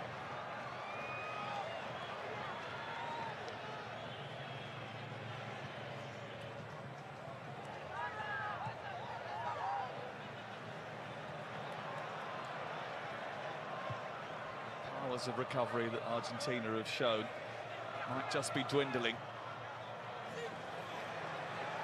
But here's Messi coming forward with an angled ball, and it was well defended by Eric Garcia. That was the wrong one, wasn't it? A little bit more height on that. This is what he did against England, took this short one. Got it back. And swings it in towards the far post, and Unai Simon is interested. Thought for a minute you just get caught underneath it, didn't you, the goalkeeper? Well, we all did. He knew what he was doing. Which one? It's a good goal, I'll tell you. Offside replay is on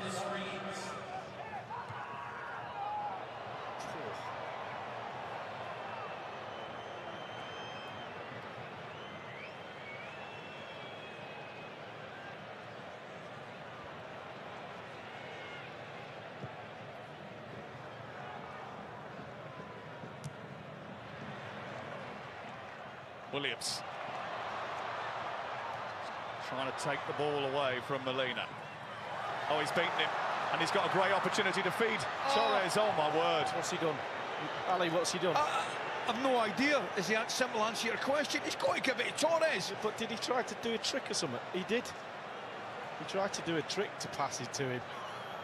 I don't know what. Well, how costly could that be if they stick away a set piece here? Absolutely. The manager's he's just been dragged back by the fourth official for trying to get on the pitch to Williams to have a go at him. Well, I just wonder how costly that could be for Spain. Up it goes to Senesi. He'll break for Simeone. 3 and a bit minutes to go. Now Messi with room, goes for goal, straight into the body of the Arsenal midfielder Marino. Might have hit him straight in the face. Ball's gone out for a corner, but the referee blew his whistle before it went out of play. Oh yeah, straight in the forehead, doesn't it? Down he goes. Got to stop the game there, not taking any chances there. I'll give the Spanish coach an opportunity of a word with Williams. What was he thinking of? I've got no idea. Well, that was a massive moment, a real opportunity to finish the game. And I don't, what goes through his mind? Why would he try a trick there? The simple pass is the easiest one. And he does exceptionally well initially, doesn't he? To cut inside. Just you roll it across the front for. This is how tight, Torres. by the way, the second Torres goal was to being offside. Shoulder blade.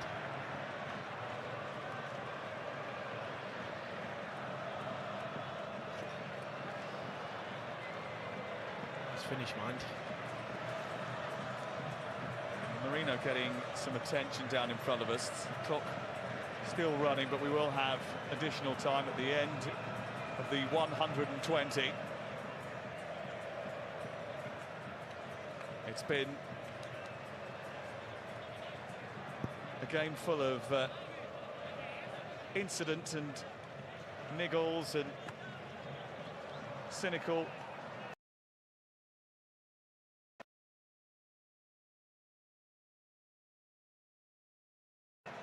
Crafty behaviour. It's been utterly infuriating at times.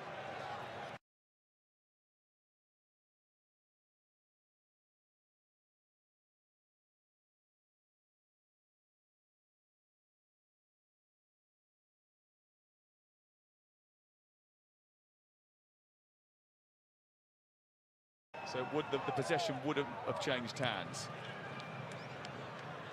So they've gifted it back. Molina into Medina. Yamal doing enough.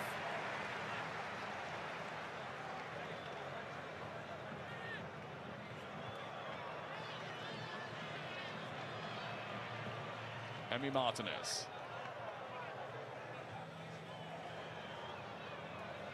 There was one by Otamendi.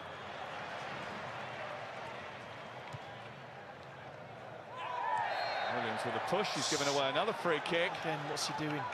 Just why give a free kick away there? Just let him have it. It's naive. I think they took that short and then played it to Messi. Messi's now being told to go back again. Referee not happy with the positioning.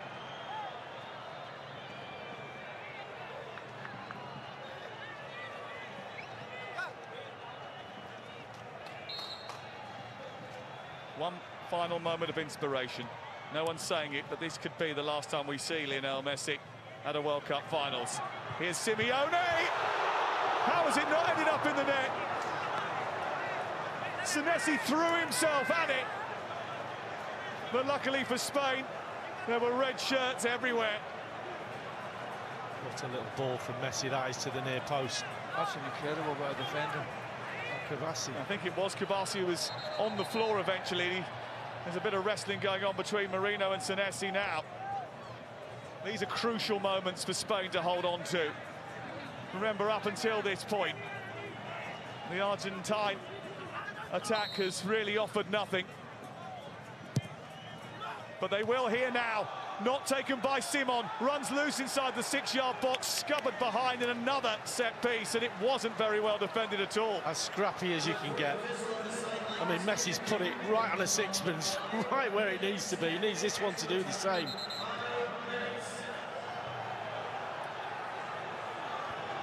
Five minutes at the end of extra time. Might be a bit more drama yet. 5 minutes. Williams didn't enjoy hearing that, I tell you. Messi to take the corner. Not the greatest, but it's kept alive. It comes back, and what an opportunity that was. He's just leaning back, isn't he? Simeone just picks him. Guys, he's just leaning back. Look where he is. Look where he's just found a bit of space. Oh, it's not an easy one, but... No, but he's got to keep it down. Can't he be leaning back like that? Go on top of the ball and smash it into the ground. Keep it down. He tried. Oh. And ultimately failed to do so. And Argentina see their best chance of the match probably slip by them. They've had to wait 121 minutes and 30 seconds for a decent one to come. Spain have got the man advantage. But Argentina throwing everything at them now. They have no choice. They're desperate. Porro's, he's given her the free kick away. Otamendi throw in, sorry. Was rolling around, was asking for it. It is actually just a throw-in.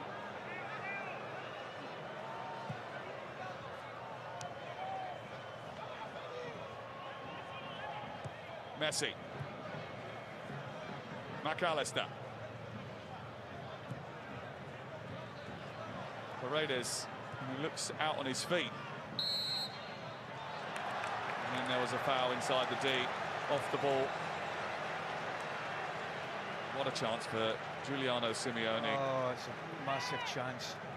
As you said, Ali, just hit it into the ground. Yeah, I mean, keep it going. Just keep it going the way it's coming and keep it down. Hit the top of the ball. 2 goals and 15 caps before today.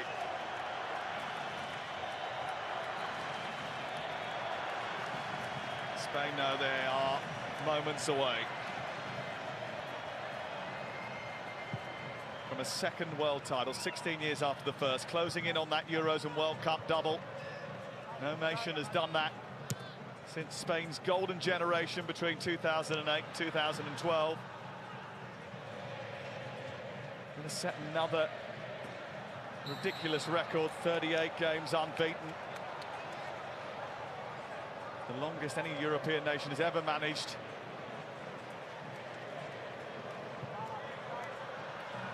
Long ball up towards the edge of the box. Unai Simon will sit on it. And Argentina, the team that came back against everyone, are finally running out of road. 8 late goals this month says don't write them off too early. But it does feel as if Spain now have the world in their hands.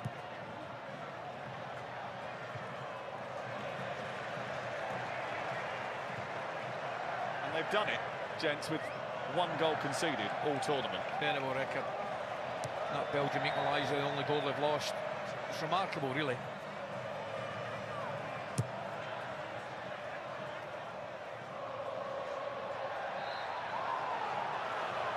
Foul by Cucurella.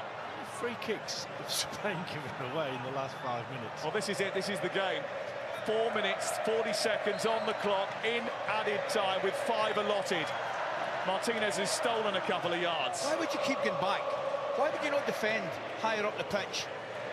Fear, that's fear. Why would you get into your own box from here? Delivered into the box, headed away, picked up by Ferran Torres, and Spain are the world champions! 16 years after Iniesta in Johannesburg, flawless Spain realised their American dream.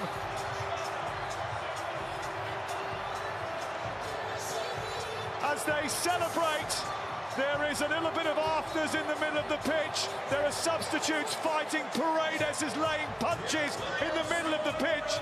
It's seriously kicking off. The Spanish want to celebrate, but the Argentines, who have been scrapping all tournament, aren't even stopping after the final whistle. It's a scar, a stain on the end of their World Cup performance. And that will come back to haunt them. But let's talk about Spain, gents. They've won it without ever once being truly wounded. 1 goal conceded in 7 games. The most complete tournament a champion has ever played. And they've done it without falling behind once. Well, you have to say, especially after those scenes just then, well done, Spain. Football's been the winner. There's no doubt about that. The deserved team to win it on the day. Throughout the tournament, they've got better and better. Conceding 1 goal in a World Cup tournament, it just says everything you need to know about them. Organised, creative, we've got pace down the wings, and they're good to watch. You have to say they control the game. On the other hand, today, Argentina were just anti-football. And the scenes at the end, how Paredes is still on the pitch, I'll never know. Make that 6 or 7 times, he should have been sent off. That man's legacy coming to an end. Wasn't at his best today, wasn't allowed to be. Didn't have enough of the ball. And Spain are the winners. Yeah, dreadful game of football. However, the best team in the tournament have been triumphant. Of that, there's no doubt. They opened up with a 0 each, finished with a 0 each. But it would have been so tough on the game of football if Argentina had won that, let me tell you. I personally am so pleased that the Spanish team have triumphed. A, because they've been the best team in the tournament, and B, they were the only team trying to win that game of football today. Of that, there is no doubt. 20 attempts on goal to 2. Only 1 found the net. It came from Ferran Torres. A man who so often has been staring from the sidelines, waiting to make his mark. Well, make his mark he did in the most telling of moments. You have to spare a thought for the men in blue and white. They scrapped, and it hurts, and it's painful. But actually, the fairy tale that Lionel Messi was hoping to write 1 more page in doesn't get it all his own way on this occasion. Instead, it's Lamine Yamal, a boy who was bathed by Lionel Messi, his teammates and friends celebrating yet more World Cup glory. He's only 19. Maybe it's a definitive passing of the torch in the East Coast heat. Spain have delivered the Nations League, the Euros, and now the World Cup in 3 years flat. And on the biggest of stage, in the land of opportunity, Spain haven't just conquered the moment, they've captured the world and maybe ended his World Cup career.